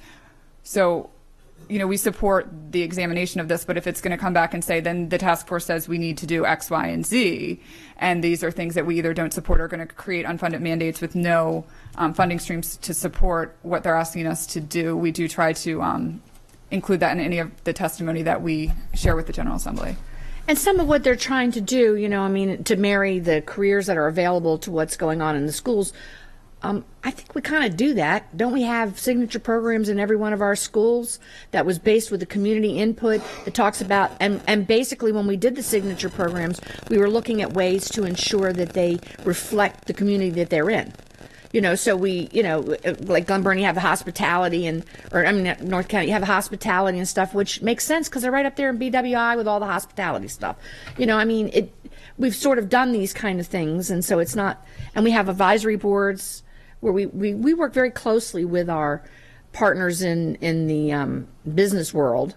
We sit on their Chamber of Commerce, you know, I mean, so, you know, we're doing those kind of things now and stuff, and I understand that, and I, you know, some of the things they want to do, especially where they're talking about the next level colleges and stuff like that, and helping to career that. But our Anne Arundel Community College does an excellent job as well. So, Well, as we know, Anne Arundel County Public Schools is on the forefront with this, and this is a statewide bill, so maybe it's to encourage. Yes. Mr. Webb? I see this as being somewhat redundant. I think some other counties do have the economic development studies and things that we do here. I'm not inclined to have another task force or workforce that's going to be doing duplicative work. Mrs. Birch? I was just going to say that I was thinking that our role in this would probably be to help support and give the other LEAs some, and community colleges, to be honest, some ideas. I mean, we could be a little bit further along in dual enrollment and things like that than perhaps some of the other LEAs are. But I did want to ask, who is staffing the task force? I don't know. I can pull I don't think that it was mentioned in there because I typically include that in there, but I can. Do you want that right now, or do you want me to? No, look for it later? Okay. They I have the bill in here. Yeah, I will look up because that's who's see if there's absorbing any the cost information of all those things is whichever agency they assigned as usually they put in there who will staff it, and if they didn't, then that's a big old oversight. Is there any public comment? All those in favor of supporting this bill? Opposed? Motion passes 6-1. I will get that answer to you. Senate Bill 639, Teachers, Retirement and Pension Systems, Reemployment of Retirees Exemptions. Currently, retirees from the Maryland State Retirement System have earning limitations when returning to employment from the same school district in which they retired. This bill would provide the superintendent another category to reemploy a maximum of 10 retirees of the teachers' retirement system and exempt them from the reduction of their pension allowance. We do feel that there are times when it is beneficial to the system to reemploy a retiree in areas deemed essential by the superintendent without penalty. And for those reasons, we ask that you support this bill.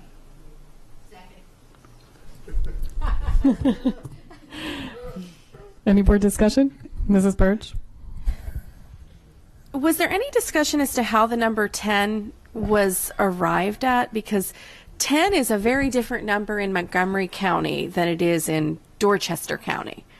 I'm just curious because I mean, right. 10 is huge in Dorchester County. Right. In Montgomery County, it's nothing. I honestly don't know. And the sponsor's from Washington County, so they're kind of in the middle.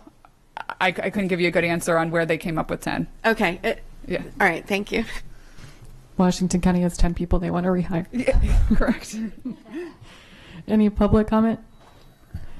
All those in favor of supporting this bill? Motion passes 7-0-0. Senate Bill 677, House Bill 1069, Education Professional Development for Teachers and Providers of Early Childhood Education Master Plan. This bill requires MSDE in collaboration with MHEC, with the Maryland Higher Education Commission, to create a master plan to address the critical shortage of qualified professional teachers for early childhood education. For early childhood education. It also requires a plan for an ongoing professional development system. We think that a master plan to address the critical shortage of qualified educators in early childhood education is important. We currently have difficulty finding ECI teachers at time. This is a hard to fill area. And we find that once ECI teachers are with us, they have difficulties finding ongoing professional activities, development activities that meet the requirements of COMAR to continue their certificate. So for those reasons, we ask that you support this bill. Mrs. Ritchie? I'd even support adding pieces on there. I mean, we have critical areas in other places, I'm sure, math and technology and science and so forth, that, how are we going to recruit those minority educators? How are we going to recruit minority educators to different parts of our state and stuff like that? So it goes way beyond just the early elementary, but, I don't write bills. They ask me. Mr. Webb? To Ms. Ritchie's point, we do have shortages in a lot of other areas. Are we going to be sponsoring a bill for each and every shortage, or can we get some kind of a generalized bill that deals with shortages in general that we run across over the course of time? Right. So that's something that we would have to talk with legislators on about doing that. I think that would be something also I would hope that MSD would sort of lead the way on. But I have not seen any other bills to speak to other shortage areas. This is just for early childhood. As far as us sponsoring bills, we would have to meet with legislators for them to actually sponsor the bill. Could we go back to them and make a suggestion that they make this a more generalized bill to address all shortages? Certainly in testimony, we could say, well, we certainly support this.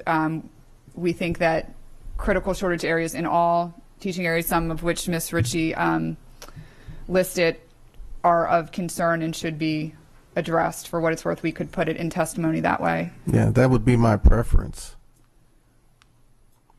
Mrs. Burge. All right, this might be a dumb question, but we're saying early childhood education, and then in the support paragraph, you used the acronym ECI. Early childhood intervention teachers, I believe, is the... But isn't that different than early childhood education? Because early childhood education could just be a pre-K or a kindergarten, and isn't early childhood intervention more of a special ed type of teacher? So I'm just trying to understand the difference. I mean, I thought there was a difference between an ECI, like a special ed teacher, and just an early childhood teacher. So which one are we talking about? Are we just talking about early childhood teachers, or are we talking about the special ed intervention type of teachers? I don't know. You are correct. So ECI is kindergarten for those identified special ed students. Okay. So it is not only early childhood education, but it has the layer of the special needs of those students. Okay, but what is the bill addressing?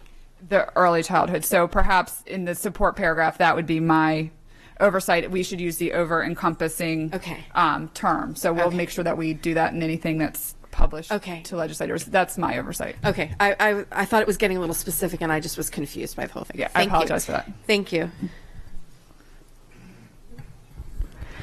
Is there any public comment on this bill? All those in favor of supporting this bill? Motion passes 7-0-0. House Bill 679, Primary and Secondary Education, Health and Safety, Chemical-Free Schools Act. This bill prohibits a public school or local school system from purchasing, selling, serving food in a public school during regular school hours that contains ingredients and chemicals that are listed in front of you. I will not try to embarrass myself and pronounce some of those things, but essentially they're looking at artificial colors, sweeteners, flavorings, etc. These food... Mr. Benfer threw me off. We ask that you oppose this bill. All the foods that we serve meet the nutritional parameters set forth by USDA, and at this time the additives listed in this bill are not prohibited by FDA or USDA. So we ask that you oppose this bill. Mrs. Ritchie? Really? What are they not allowed to eat? Like a piece of cardboard and maybe drink some water? But I mean, this isn't everything you find. And so, I mean, that's just ridiculous.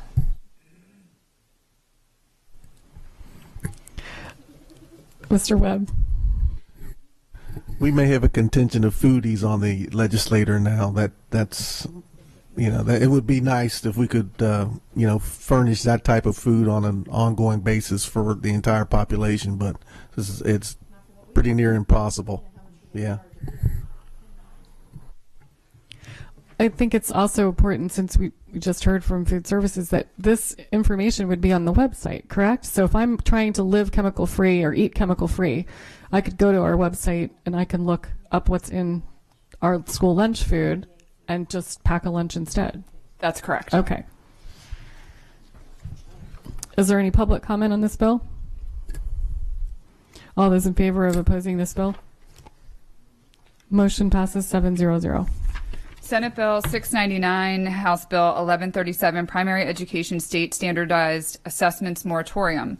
This bill provides that beginning with the 2015 school year through the end of the 16-17 school year, the State Board of Education shall place a moratorium on all state standardized assessments in pre-K through second grade. We ask that you oppose this bill. Currently, COMAR requires that we give kindergartners assessment to gauge student readiness. Performance data is needed to know as early as possible which students need early additional support, and this does provide data for early intervention in a child's education. Any board discussion? Any public comment? All those in favor of opposing this bill? Motion passes 7-0-0.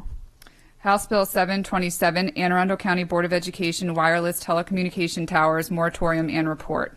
This bill, which applies to Anne Arundel County Public Schools only, prohibits a person from constructing a wireless communication tower on the grounds of a public school in Anne Arundel County from June 1st, 2015 till June 30th, 2016.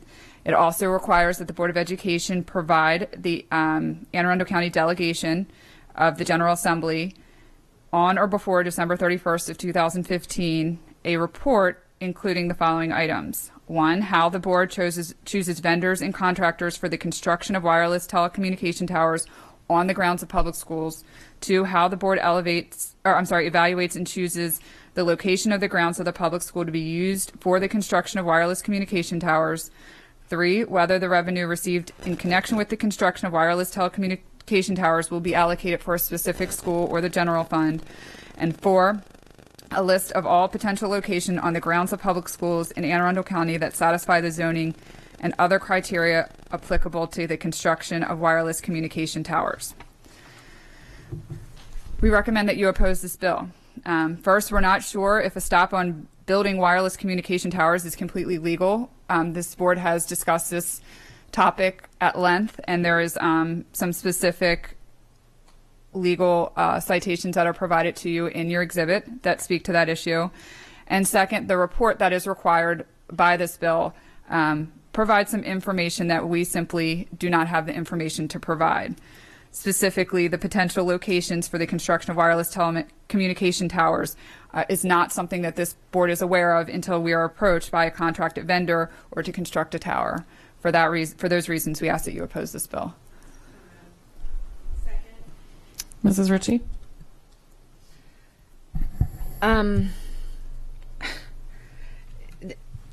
This is a federal regulation, right? The federal has allowed to put on public property. We're a public entity and we own public property. That's correct.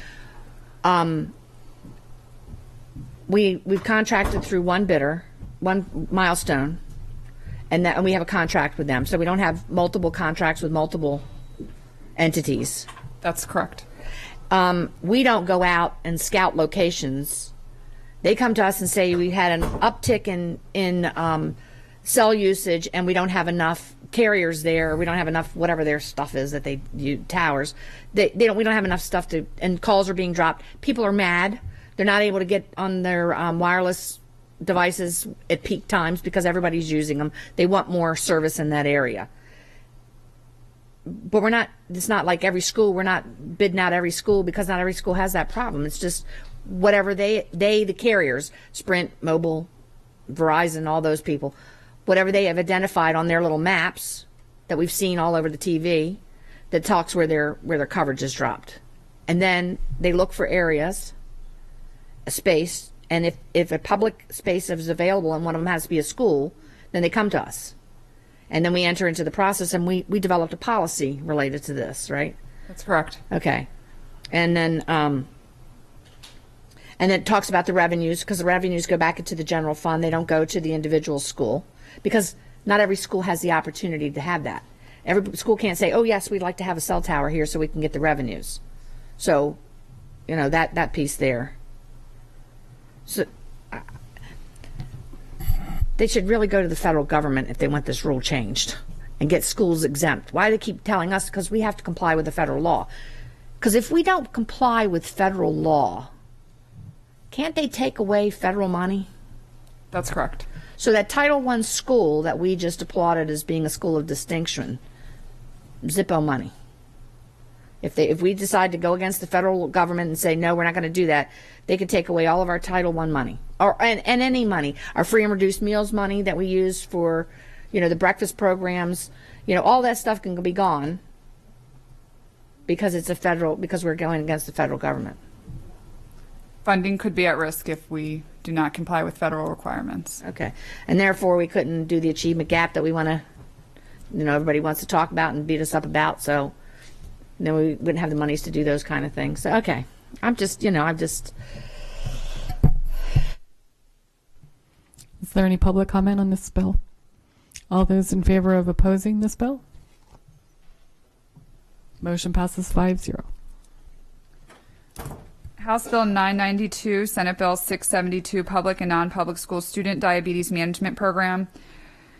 This bill requires MSDE to jointly establish guidelines for training of employees to become volunteer trained diabetes care providers. Each county board shall require the public school to establish a student diabetes management program in every school to have employee volunteers available to provide diabetes care to students with diabetes in accordance with the student's management plan during school hours or school events. We ask that you oppose this bill. It creates tremendous workload issues. It's overly burdensome on staff, not to mention that there are numerous technical issues with this bill, specifically related to the Nurse Practice Act, that requires that only emergency medication can be given by a non-licensed individual, which these volunteers would be, if nursing judgment and skills are required. It additionally goes on to say the Nurse Practice Act has the provision that a nurse can say a particular volunteer cannot provide certain services, and this bill does not allow for the same things in which the Nurse Practice Act does. We're concerned that without the proper knowledge and skills, a volunteer not caring for a student on a consistent basis could lead to poorly controlled diabetes and fluctuating blood glucose levels. We ask that you oppose this bill. Second. Mrs. Ritchie? Being a nurse, this is so overreaching, it's not even funny. First off, diabetes isn't something just simple where people can go, oh, just give a shot because their blood sugar and stuff like that. It's really very complex. Number one, we have a nurse in every one of our schools. Is that correct?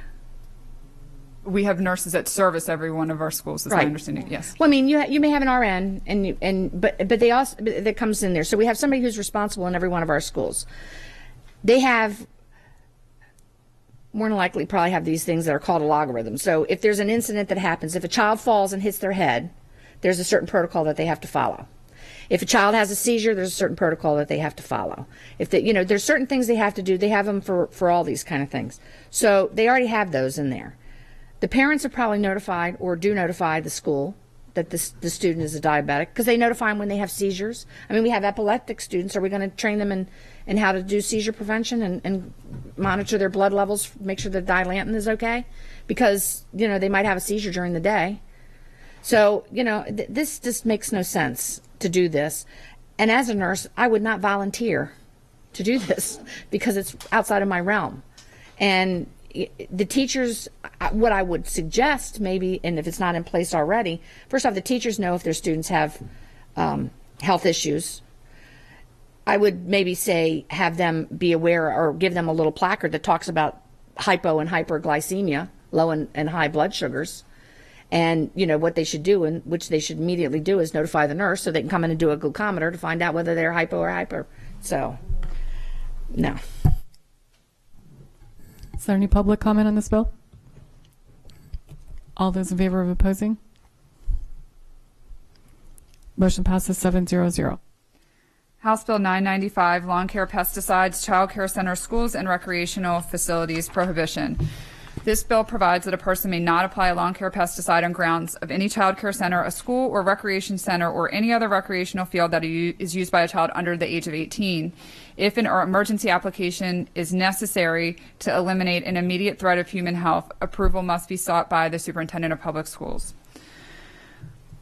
We recommend that you oppose this bill. COMAR already requires every LEA to develop and implement a very specific integrated pest management program. Emergency applications are included in this program, and these programs are approved every year by the Maryland Department of Agriculture. Additionally, on our parents student emergency cards, parents can check whether they want to be notified when pesticides are applied on property. So we ask that you oppose this bill. Any board discussion? Any public comment? All those in favor of opposing this bill? Motion passes 7-0-0. House Bill 1107, creation of a state debt, Anne Arundel County Broadneck High School Fieldhouse. This bill authorizes the creation of state debt not to exceed $250,000. The proceeds to be used for Broadneck High School Fieldhouse. We recommend that you support this bill. This bond bill would facilitate needed improvements to the fieldhouse at Broadneck High School. Any board discussion? Any public comment? All those in favor of supporting the bill? Motion passes 7-0-0. House Bill 1116, public school student suicide intervention required procedures. Essentially, this bill provides scripted suicide intervention requirements, and it requires that on or before July 1st, 2016, MSDE with the Department of Health and Mental Hygiene develop a crisis intervention checklist to carry out the provisions of this bill. We recommend that you oppose this bill, as it's not advisable for legislators to determine the best way for mental health professionals to judge suicidal behavior. We already have strong protocols for suicidal tendencies and behaviors in Anne Arundel County Public Schools, and we feel that the scripted nature of this particular legislation would be limiting on that. Mrs. Ritchie? I can't remember the acronym, but we've just done a lot of this training. Ms. Pelham, you might can't. It begins with a Q, I think, for QPR. Yeah, where we right that we've done a lot of this in-house training, and we've also done training and had things for public that talks about how to address people and how to talk to people and how to recognize some signs and symptoms of somebody who may be contemplating or having some difficulty, adjusting and stuff like that, and maybe causing harm. So we're already doing stuff like that already to address that. And again, this is delving into medical issues for which people are not qualified, because it's not, mental health is not a real easy thing to understand to begin with. And we should have things that people are more open to talk about, because we don't like to talk about things like that. But they're more open to talk about, but also more easily to recognize and then report to the appropriate people.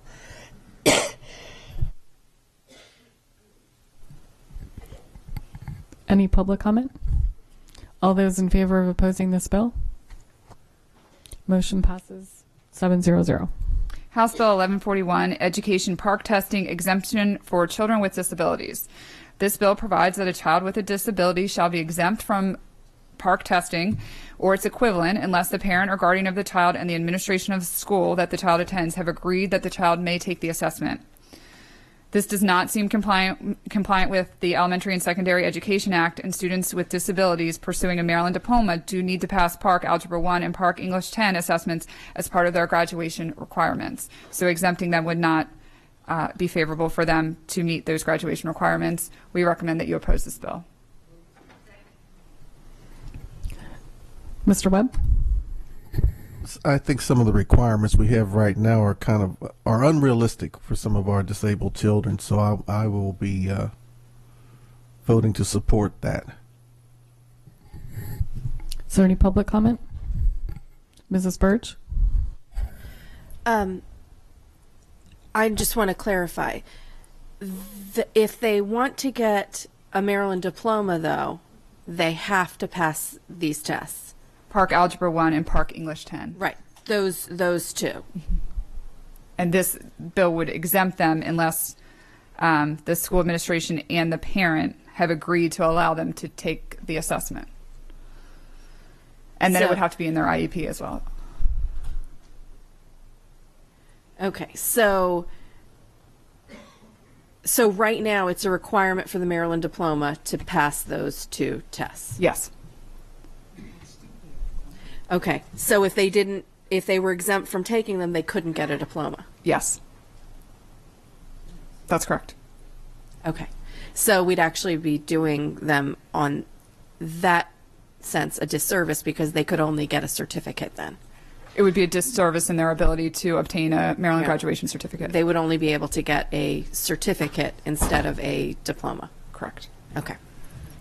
But if they do choose to take it now and don't pass it, they would also still get a certificate. They wouldn't be. We're going a little out of my realm of Okay. expertise, so I'm going to have to defer to.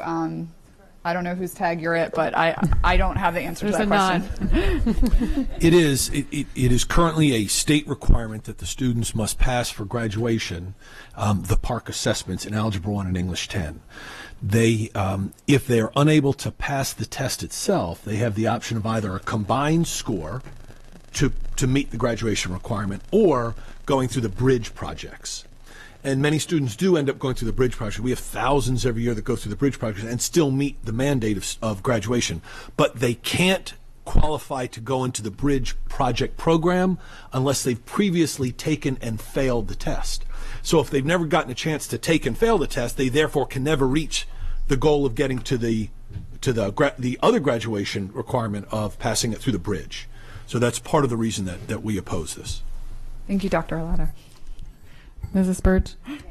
That was going to be my question to clarify. There is an alternative pathway, but you have to have attempted the tests first. So you can graduate without passing the exams, but not without having attempted to pass the exams.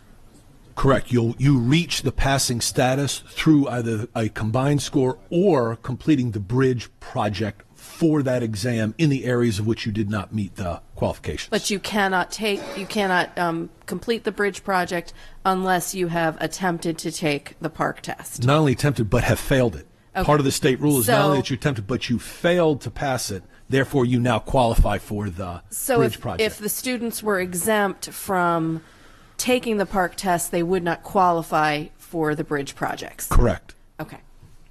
Mrs. Ritchie? And as I understand, the bridge projects are very specific to the area that they failed. So if, for instance, in science, they failed the part of the subject that has to do with biology, reproduction, or something like that, their project would be specifically for that, because they may have passed another piece of it, so they don't have to do it for the whole thing. It's very, and actually it's really in depth. I mean, and students, from my understanding, some students that have taken those really wish they'd studied a little bit harder and passed the test, because the bridge project is a lot of work. It's not a day in the park. I mean, they have to do a lot of work and meet with, it's on both ends of the spectrum. So you're absolutely correct, Ms. Ritchie. Each of the bridge projects is student specific. It's developed through a mentor that the student is assigned, and it is done on a one-to-one basis with a mentor. A teacher from that building or others. We do some of this work over the summer as well, but those students meet those requirements, and it is rigorous, and it turns out to be really good work for the students to produce in particular areas that they had shortcomings during the regular course of taking that class. Is there any public comment on this bill? All those in favor of opposing this bill? All those opposed to opposing the bill? Motion passes 5-2. House Bill 1159, Education Student Organization Sale of Beverages with Caffeine. This bill allows students to sell beverages with caffeine, including the accompaniments, cream, sugar, etc., so long as it is provided, so long as it is first to provide students with an opportunity to learn how to operate a business. We recommend that you oppose this bill. The bill violates the approved Maryland nutrition standards that do not allow caffeine to be served to any student at any grade level during the school day.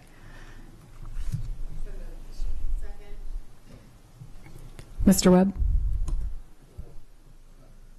I must say I'm a bit bummed out by this bill, because having been one of the founders of the Panther Cafe, which has been in existence for going on 10 years now, I guess, at Annapolis High School, one of the things we did implement was a barista training program there, because there were significant jobs out there to be had if you were a trained barista, and we donated the equipment to actually train the children on that. So this bill, if I understand it correctly, they wouldn't be able to do anything like that kind of training in the schools.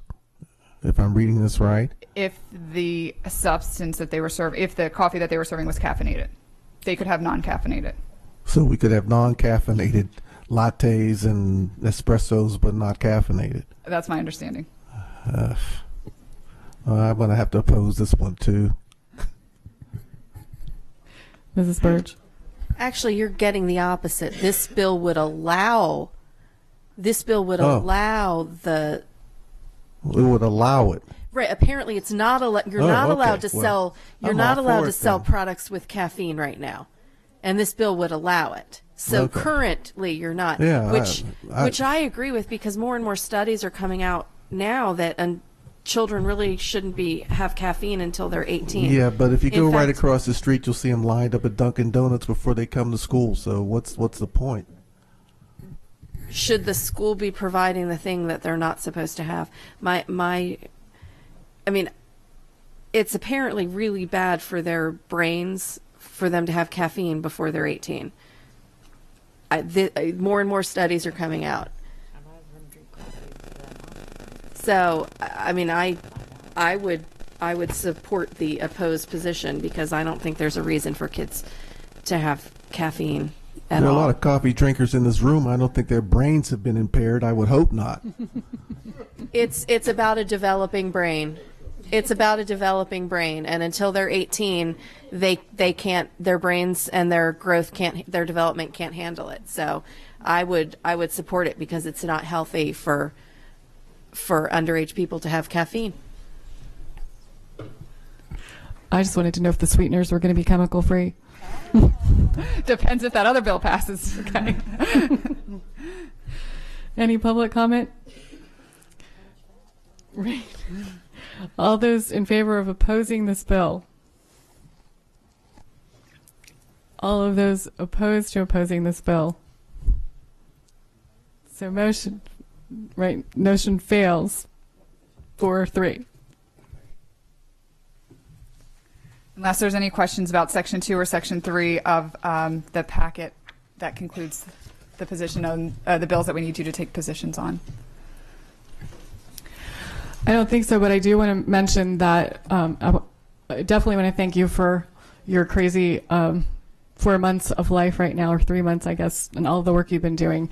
And I also heard that when I was at MABE on Monday, they were bragging about some of our staff who had to testify on some bills, specifically Teresa Tudor and Kathy Lane. So I just want to thank them as well for what I've heard was several hours of testimony.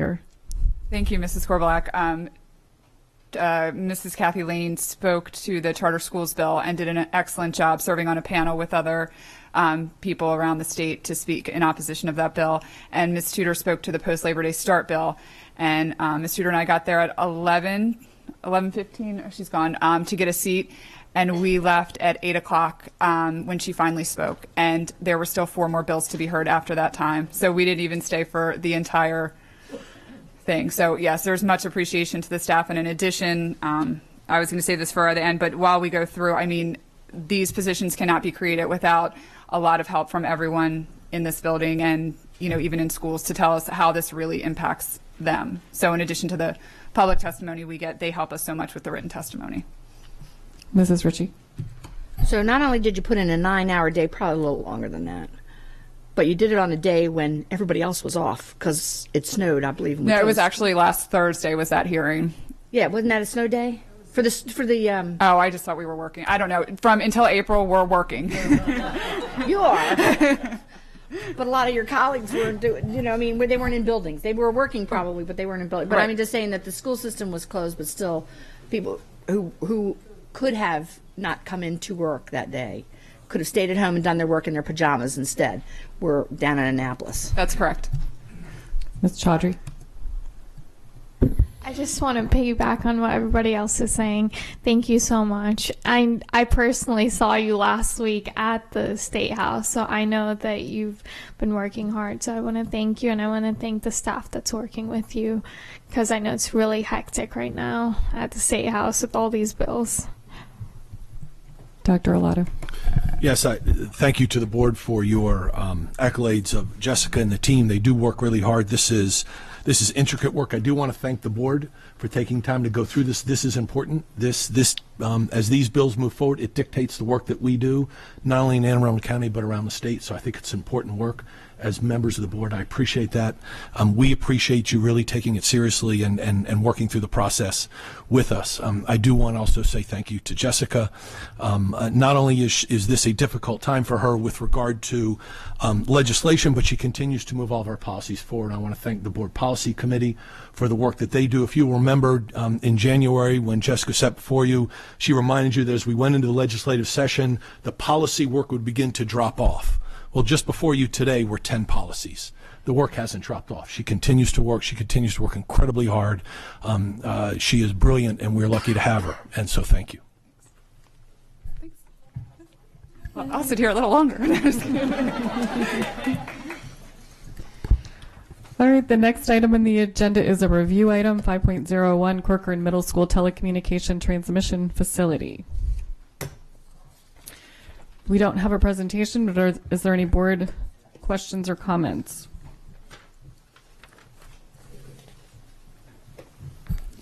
Mrs. Birch? I just want to say I was at the meeting at Corcoran with staff and the community, and I am so darn excited about this sign tower. If you saw it, I don't know if we can show it or not, but the potential for this one to be a logo sign, I think is just really exciting. I think it's a great idea. I think it works great. And we were talking to the PTSA president, who said that the cell phone reception there in the community is terrible. She could vouch for it, and they really need it. And we were told that Milestone had gone to quite a few private property owners in the area, and no one was either had the space or was willing to work with them. And so this worked out to be a good spot for it. And it's not really that close to the school or anything else, but yet it's going to be a way. I don't know if it's hard to find Corcoran Middle School. I mean, if you've ever looked for it. And this is going to be a way for people to find Corcoran Middle School, because it's going to say Corcoran 100 feet in the sky, and people will be able to find it. And I just think that's really exciting.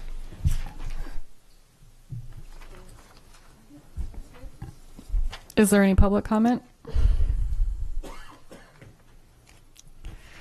So the next step, as we understand it, is notification will go out to the community and the school, and on March 25th they'll try to have a community meeting if we're done snowing and icing by then.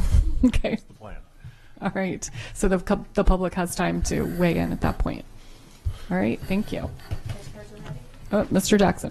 Yeah, I just want to say to Milestone, thank you all very much. To the administration, thank you all very much for staying the course. We took some time to get our policies together and regulations together, and I appreciate you. I know it's been a rough time, but you all have done it with pride and professionalism, and I appreciate it. And I know we do appreciate it, so thanks. Thank you. The next item is 5.02, award of contracts. This is also a review item. Are there any board questions? Is there any public comment?